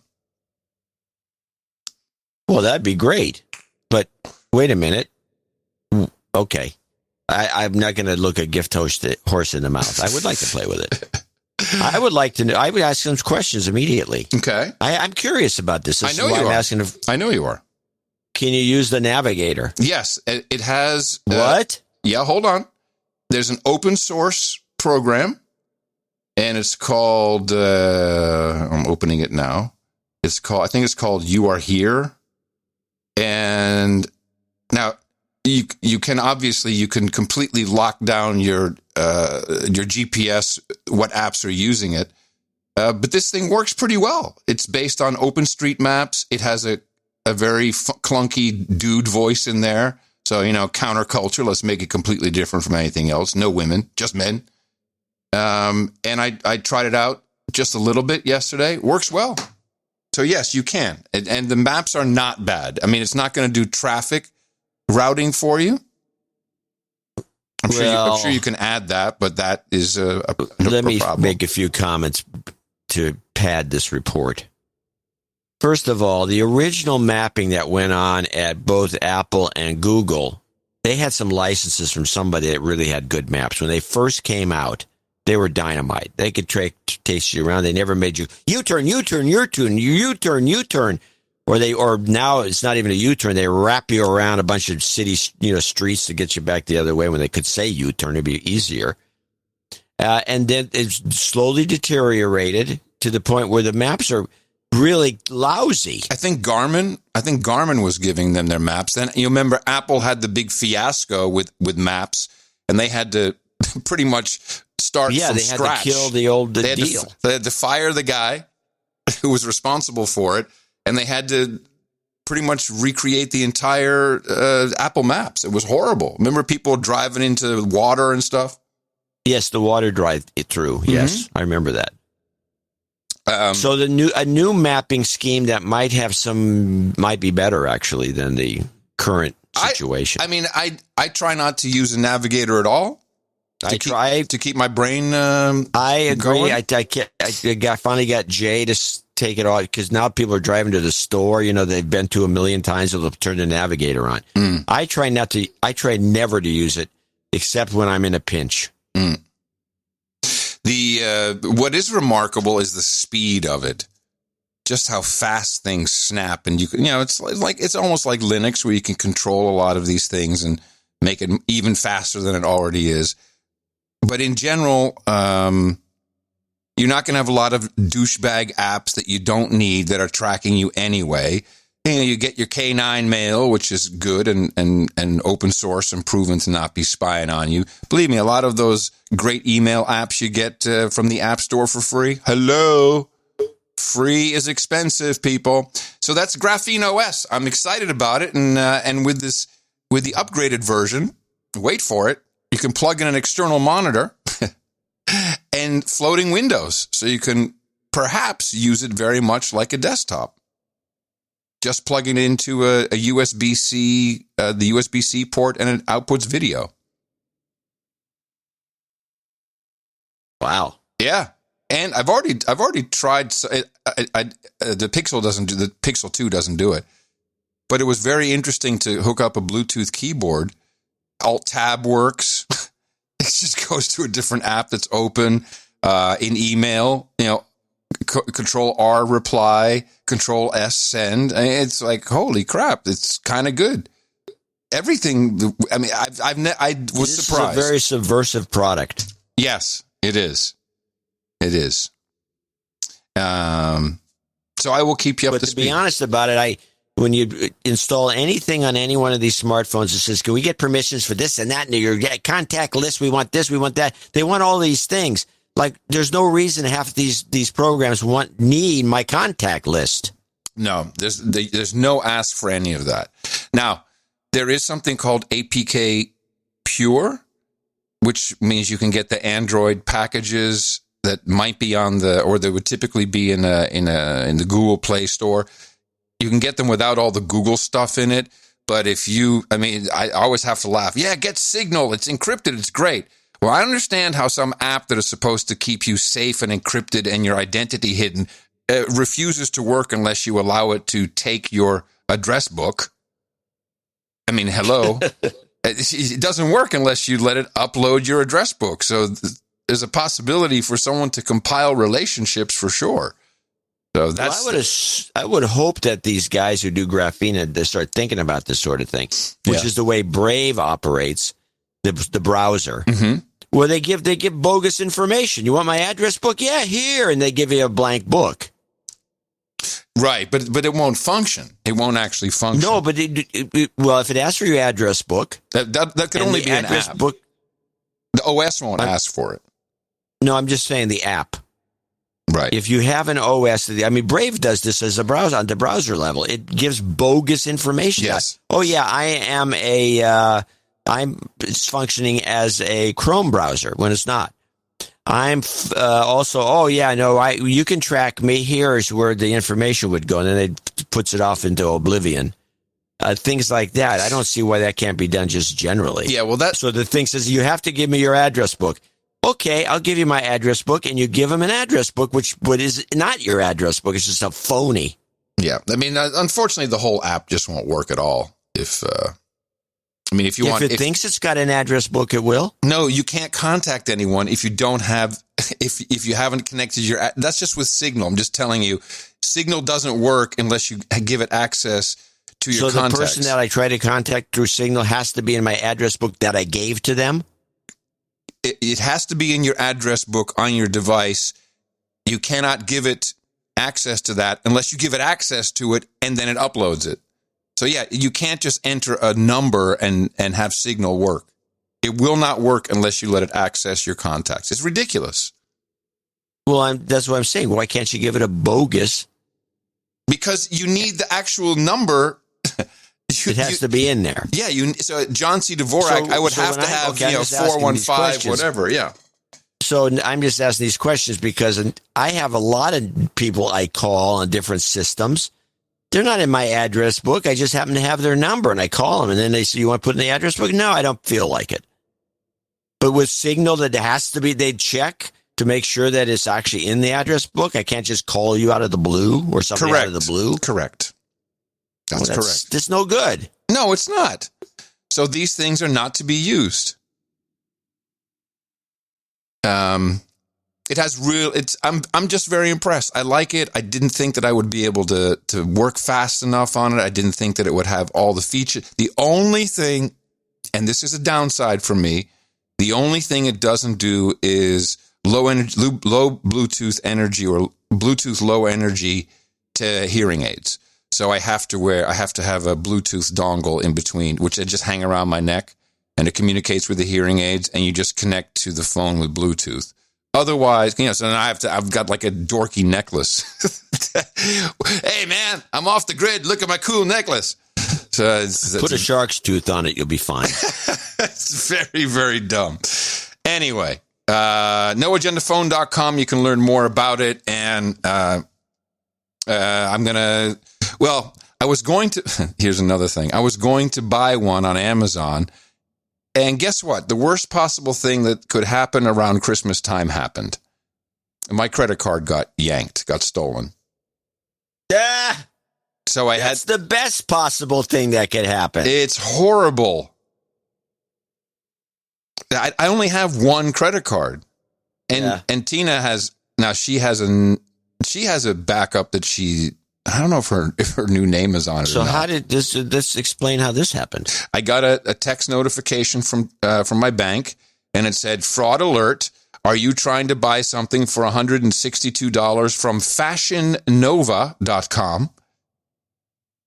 Yes. If you say yes, then they will. Then it will have to. Then the purchase can be made. They'll have to run it again. If you say no, then your credit card will be canceled. It will close immediately, and we'll have to send you a new one 5 to 7 business days. No. So what are you going to do? You can't say yes. By the way, FashionNova.com is like a store for lingerie, but not a high end one. So clearly, just they're testing to see if it works, and then they'll suck it out. But your card, you still have your card on your person. Oh yeah, no, this is just the number. I don't. They got the number somewhere. I'm thinking SolarWinds. Oh, who knows? We got all kinds of. When Google goes out, Gmail, Google Docs, Drive, YouTube. When AWS goes down, I start to get suspicious of stuff happening. And that's interesting. And why? And why is it? Well, here's another one for you. Why is it that Visa said they would no longer process payments for Pornhub until they address the concerns of the quote-unquote illegitimate content? And Pornhub, who cannot survive without Visa credit card transaction clearing, they immediately set to work, deleted 60% of their videos which were deemed illegitimate. Here's my question. Why only Pornhub? There are plenty of other porn sites that do transactions and take credit cards. Why only Pornhub? Why? So you're telling me, I'm just reading between the lines, that your credit card was stolen from Pornhub.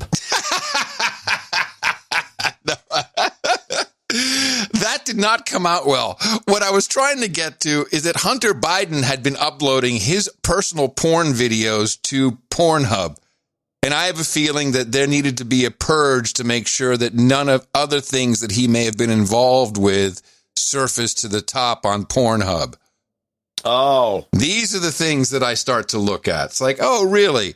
We have SolarWinds happening. Amazon goes down. We have Google, multiple services going down. And then Pornhub has to, as only company, has to purge a lot of their content. Well, you tell me there's something not going on. Well, something's up. But I do like your analysis that I lost my credit card on Pornhub. I'm going to show my support by donating to No Agenda. Imagine all the people who could do that. Oh yeah, that'd be fab. Yeah, on No Agenda in the morning. Oh, and we do have a few people to thank for show 1304. We do. Starting with Sir Cal of Lavender Blossoms, who came up with $172.27. He does say happy Thursday. What's the name of the Lavender Blossoms? Lavenderblossoms.org. .org. Mm-hmm. That's where you want to get your salves, balms. Your lavender blossoms. That's what you want to get there. Paul Bruyette in Mobile.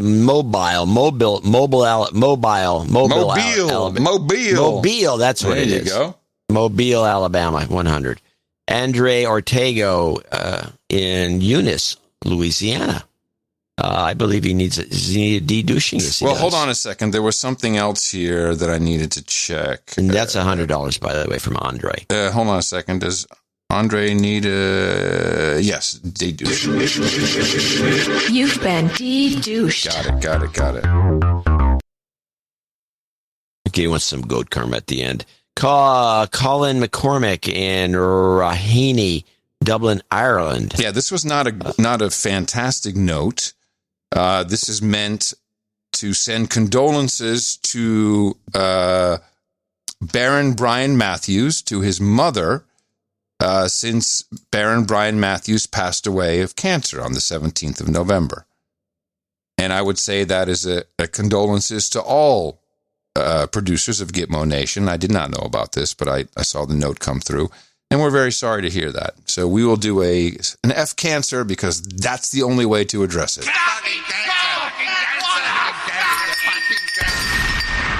You've got karma. Yeah, that was too bad. Yeah. We lost a Baron. Thomas Wilkinson, meanwhile, in Ottawa, Ontario, also donates $100. Says happy Christmas to everybody. Tara Reese in Urbana, Illinois, or Urbana, $80.33. She's been getting a lot of 33s foisted on her. Janet Fiore Kramer,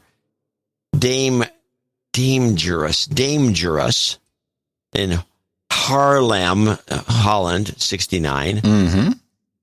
Axel Pahl, P-A-H-L. Paul, I'd say. Maybe? Axel Paul, yeah. And he's in Deutschland, in Lindwedel, $60. Nicole Sinclair in La Jolla, California, $56.78. I can pronounce that.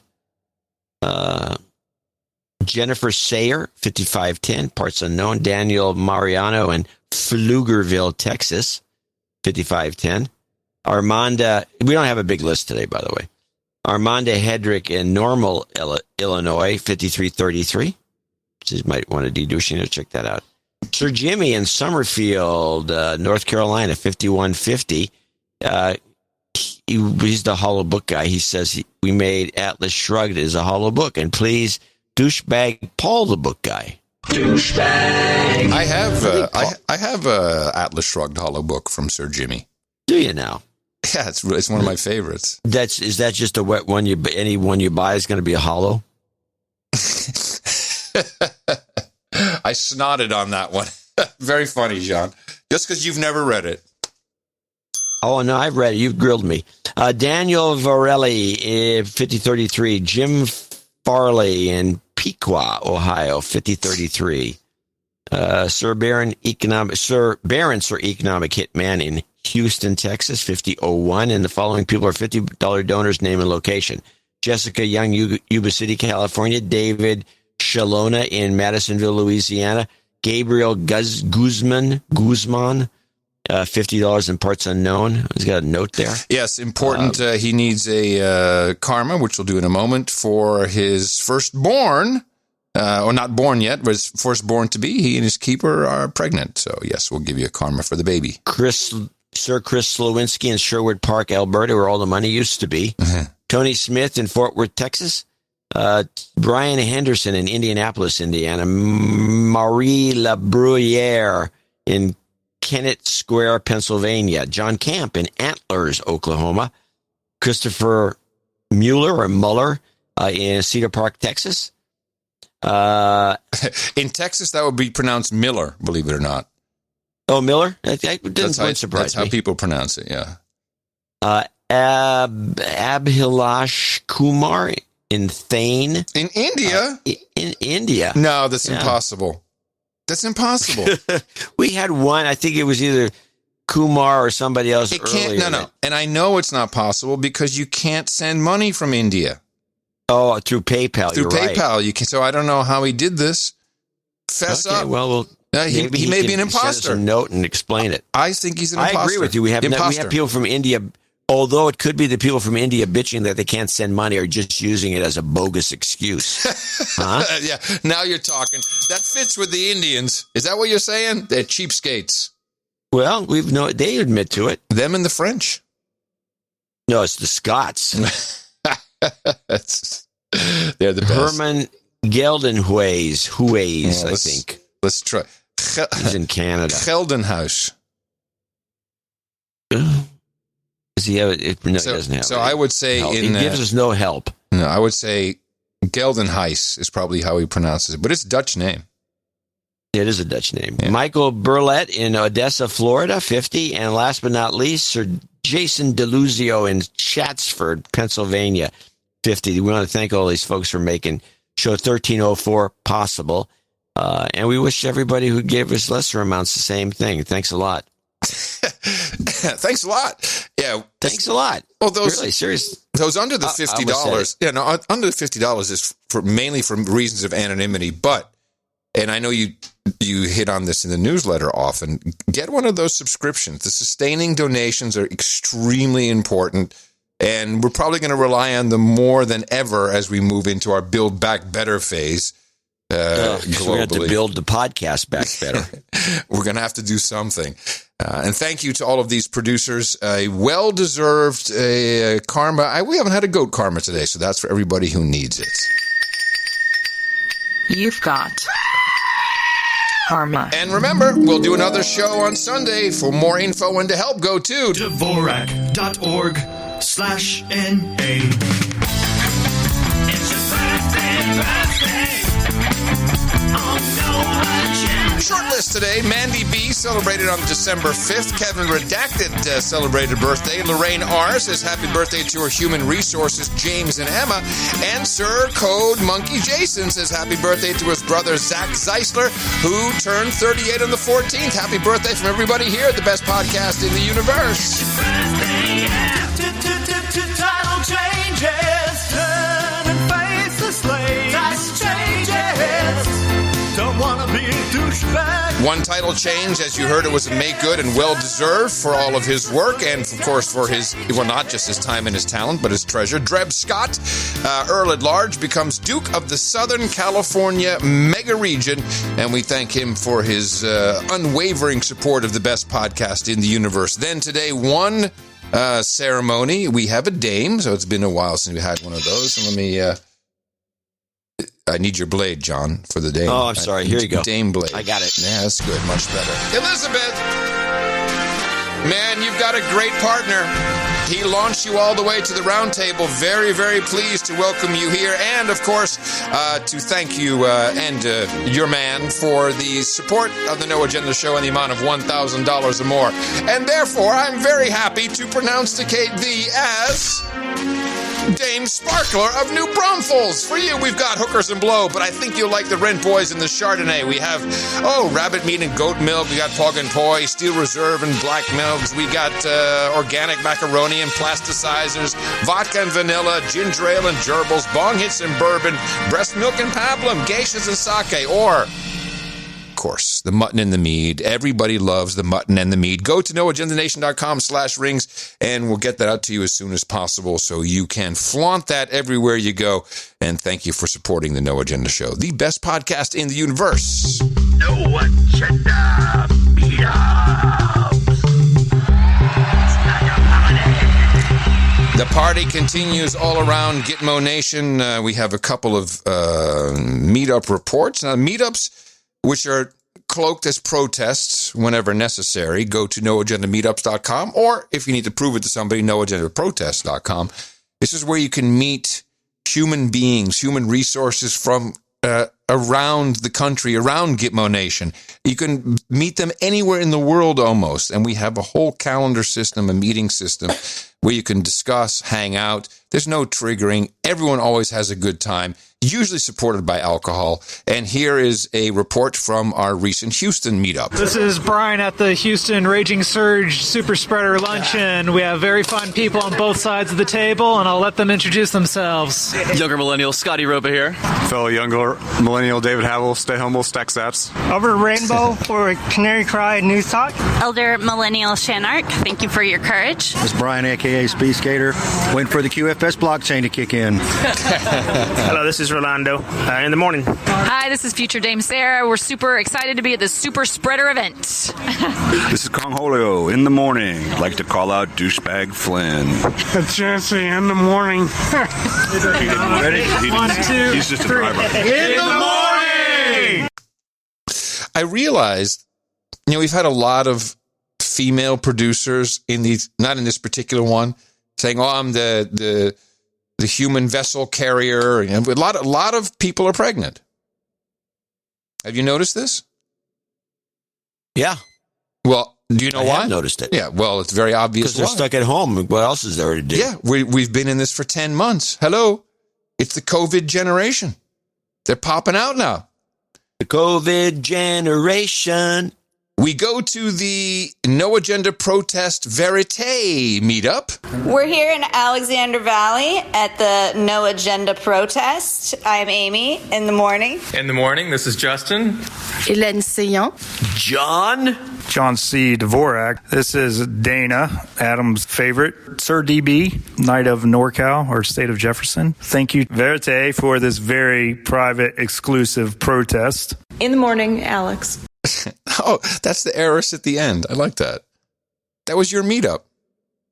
Yeah, so when I was supposed to edit and submit. I think our producer Dana got tired of waiting for you. I can produce this, damn it. What am I? I'm a producer. More meetups or protests as you wish. Coming up on Friday, tomorrow, this is the Cocoa Coffins, Florida OTG campout. The whole weekend, bonfire, camping, treehouse building.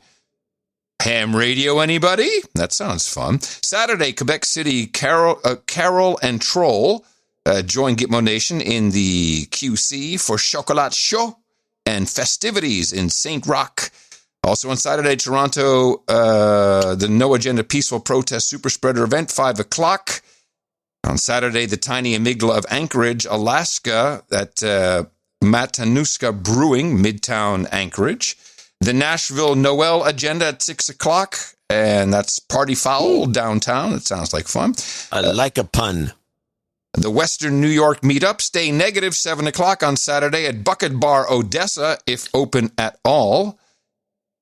Cypress, California, Flight 010 of the No Agenda, 3:33 p.m. Now, this was a changed venue. It's no longer in Garden Grove. They've moved it to Campus Billiards in Cypress, California. Now, that means 21 and older only, and Leo Bravo will be there to welcome you if you show up and make it. Looking ahead towards Christmas Eve, December 24th, the Xmas Tangerine Chugging Protest in Lithuania. Now you're talking. If you're an expat stuck in Lithuania and do not want to spend your Christmas Eve alone, I propose a protest together with the rest of the No Agenda global slave community by eating tangerines and shaltina together, which is probably some Lithuanian thing that's disgusting. Do you know what this is? Shaltina? Shaltiena? You ever heard of this? No, never heard of it. S-H-A-L. Here we go. Shaltina. No? Yes, Shaltiena. I don't know what that is. A-L. Well, you'll look it up. Then rounding out the rest of the month on December 27th, the Very Fine People meet up in Charlottesville, Virginia at the Trump Winery. Should be a hoot. There it is. Then it looks kind of like head cheese. Really? Okay. Yeah, it's an aspect dish that looks like head cheese to me. Okay, that's not great. Attractive. Western not even, I don't even want to hear about head cheese. Really, it's not. It doesn't sound attractive. Yes, and then we have the New Year's Small Amygdala Bash, 719 Colorado on New Year's Eve, December 31st. These are the No Agenda protests. They are meetups in disguise. Make sure you go and check one out. You will love it. You'll have a good time.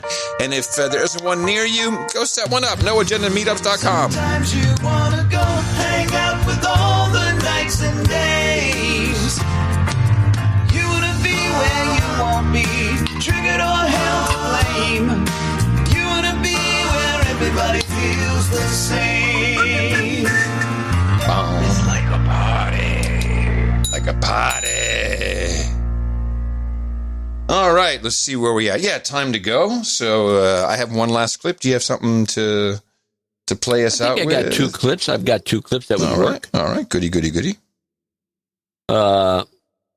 I don't know which one to go. One's about air pollution killing a kid, and the other one is about terrorism is back. Well, I think we can start with the kid. Both uplifting. Yes, very uplifting. Shall we go with the dead kid first? The dead kid story as an uplifting thing to leave with. Yeah, now I want to preface this. This is a story that is a creation because they make it sound as though they kind of ignore the great the great London fog. I think it was 1955, 1953, something like that. Yes. Which literally killed a number of people, hundreds, I think. I have to look it up. But a lot of people, most of the air pollution laws around the world were written. And because all of the London agencies fog. were created because of that London fog. the death fog. But no. The current air pollution, which, as far as I can tell, is borderline non-existent compared to what it was. Apparently it's killed a kid, and now they made a story out of it. And I think this is just a prelude for some global climate change thing. But let's play the clip. 9-year-old Ella Kissy Deborah wanted to be a pilot and fly around the world. Instead, she left her mark on it. Today, a London coroner ruled Ella's death was caused in part by air pollution, a historic first. Air pollution is a pandemic. Her mother, Rosamond, spent 7 years fighting for the designation. Hopefully, it means governments everywhere will do something for their citizens who are breathing filthy, dirty air. The oldest of three, Ella walked to school along one of London's most congested streets. Diagnosed with severe asthma at age 6, after seizures and 27 trips to the hospital, she died at 9. I hope never again will any child suffer the way my daughter did. The World Health Organization estimates air pollution causes 7 million premature deaths a year. What do you think Ella would think of all of this? I think she would just smile at this. She would like the idea that she is helping other young people. For a child who left too soon. Well, this reminds me sucking in soot of that. Wait, let's do the jazzy one.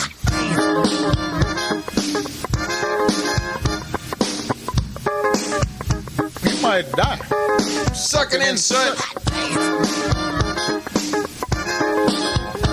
You might die.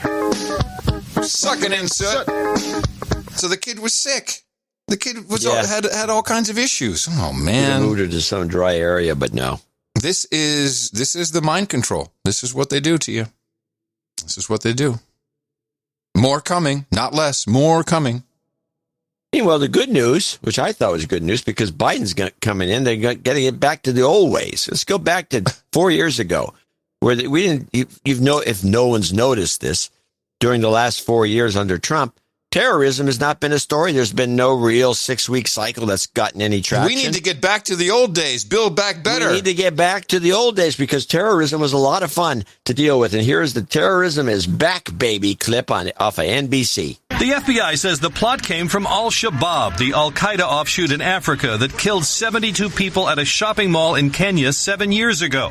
Investigators say the group was incensed by the Trump administration's decision to move the U.S. Embassy in Israel to Jerusalem and plotted to attack Americans in response, including a plan to hijack a commercial airplane and crash it into a U.S. skyscraper. Court documents say a Kenyan man, Cholo Abdi Abdullah, enrolled in a flight school in the Philippines 3 years ago and did research on how to hijack a plane, how to get a U.S. visa, and looked for information about the tallest buildings here. Tipped off by U.S. intelligence agencies, Philippine police arrested him in July 2019 with intense coverage by local media.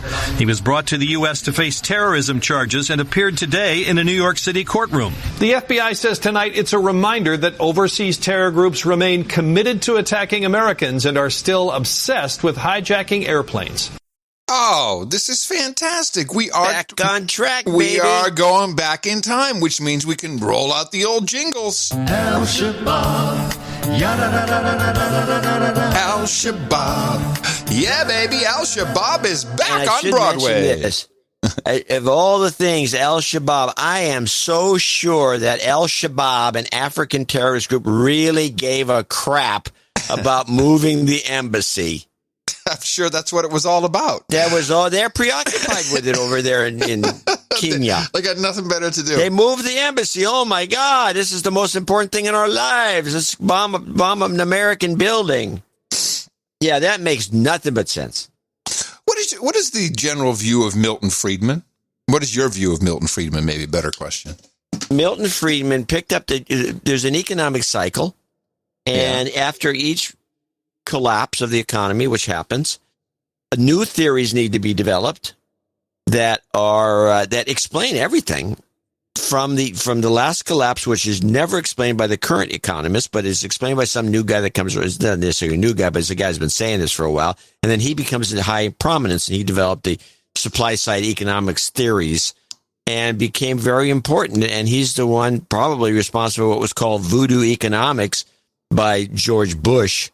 But in fact, he was the leading economist until he died, pretty much. But he's not. But his explanations for things probably won't explain what happens next. But somebody had to explain stagnation, and he's the one who did it. Stagnation or stagflation? Oh, I'm sorry, stagflation. Mm-hmm. Yeah, you're right. Good catch. But yeah, he explained that away and had all these theses about how things really operate, and I really like him. Oh, good. Well, I have a clip from 1999 that I ran across that I thought you might enjoy. I think that the internet is going to be one of the major forces for reducing the role of government. The one thing that's missing, but that will soon be developed, is a reliable e-cash, a method whereby on the internet you can transfer funds from A to B without A knowing B or B knowing A. They're saying that all hell is going to break loose and you're going to need a Bitcoin. Yeah, baby. Friedman predicts the Bitcoin. He does. And I wish I'd heard that before, and I would have bought some Bitcoins at 25 cents. You can still get in, John. It's going to 400,000. In our lifetime. It probably will go to 250. I don't think it's going to get to 4. Or it'll collapse. No, it's not going to collapse. Good. All the institutionals are getting in. Everybody wants a piece of the action. Nick the Rat coming up next on NoAgendaStream.com. We appreciate the work that we got from our end-of-show remixers, Jesse Coy Nelson and Professor JJ, with some original lyrics and a nice Christmassy vibe. And we will return with more Christmas cheer for you, like kids dying of pollution and vaccine side effects, all the good stuff on Sunday. So until then, coming to you from Opportunity Zone 33 here in the capital of the Drone Star State, Austin, Texas, FEMA region number 6 on the governmental maps. In the morning, everybody, I'm Adam Curry. And from northern Silicon Valley, where I can look out and see the freeway filled with cars driving around when they're supposed to be at home. I don't get it, but it is what it is. I'm John C. Dvorak. We return on Sunday right here on No Agenda. Remember us at Dvorak.org/NA. Until then, adios, mofos! And such. How are you going to keep it from us being able to be in a position where you can manipulate the machines, manipulate the records? The one way to do that is I think we should pass a federal law mandating that the same machines with paper trails be mandatory for every federal election. In a nutshell, I think we should be mandating that we have a paper ballot with a standardized machine. Dominion voting systems. Dominion CEO John Poulos testified that there was no vote flipping, no ranked choice voting, and that the voting machines were not connected to the internet. There were no switched or deleted votes involving Dominion machines. If Pinocchio says, "My nose grows now," he is either lying or not. There were no algorithm that enabled fractional voting. If he is not lying, then his statement is either true or false. There are no evidence, and voting machines were not corrupted to alter this election. Therefore, either his nose does not grow now or his nose does grow now. Attorney Sidney Powell responded, saying that the votes are counted from the images Dominion creates of the ballots, not the ballots themselves. She said these images are a part of the fraud. The other two voting system companies used by Michigan, Hart Voting Systems and ES&S, declined to attend the hearing. We have put together the most extensive and inclusive voter fraud organization in the history of American politics.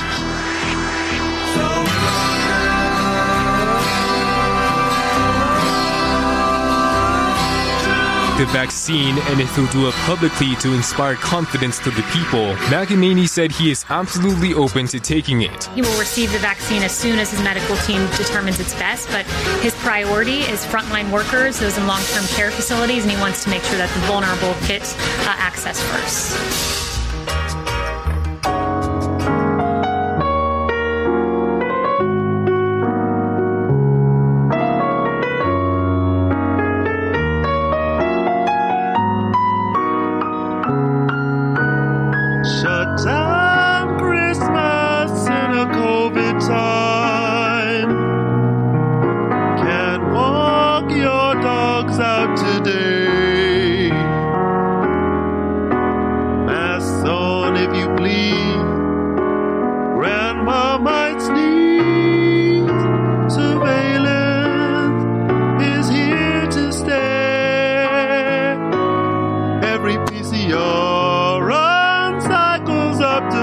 45.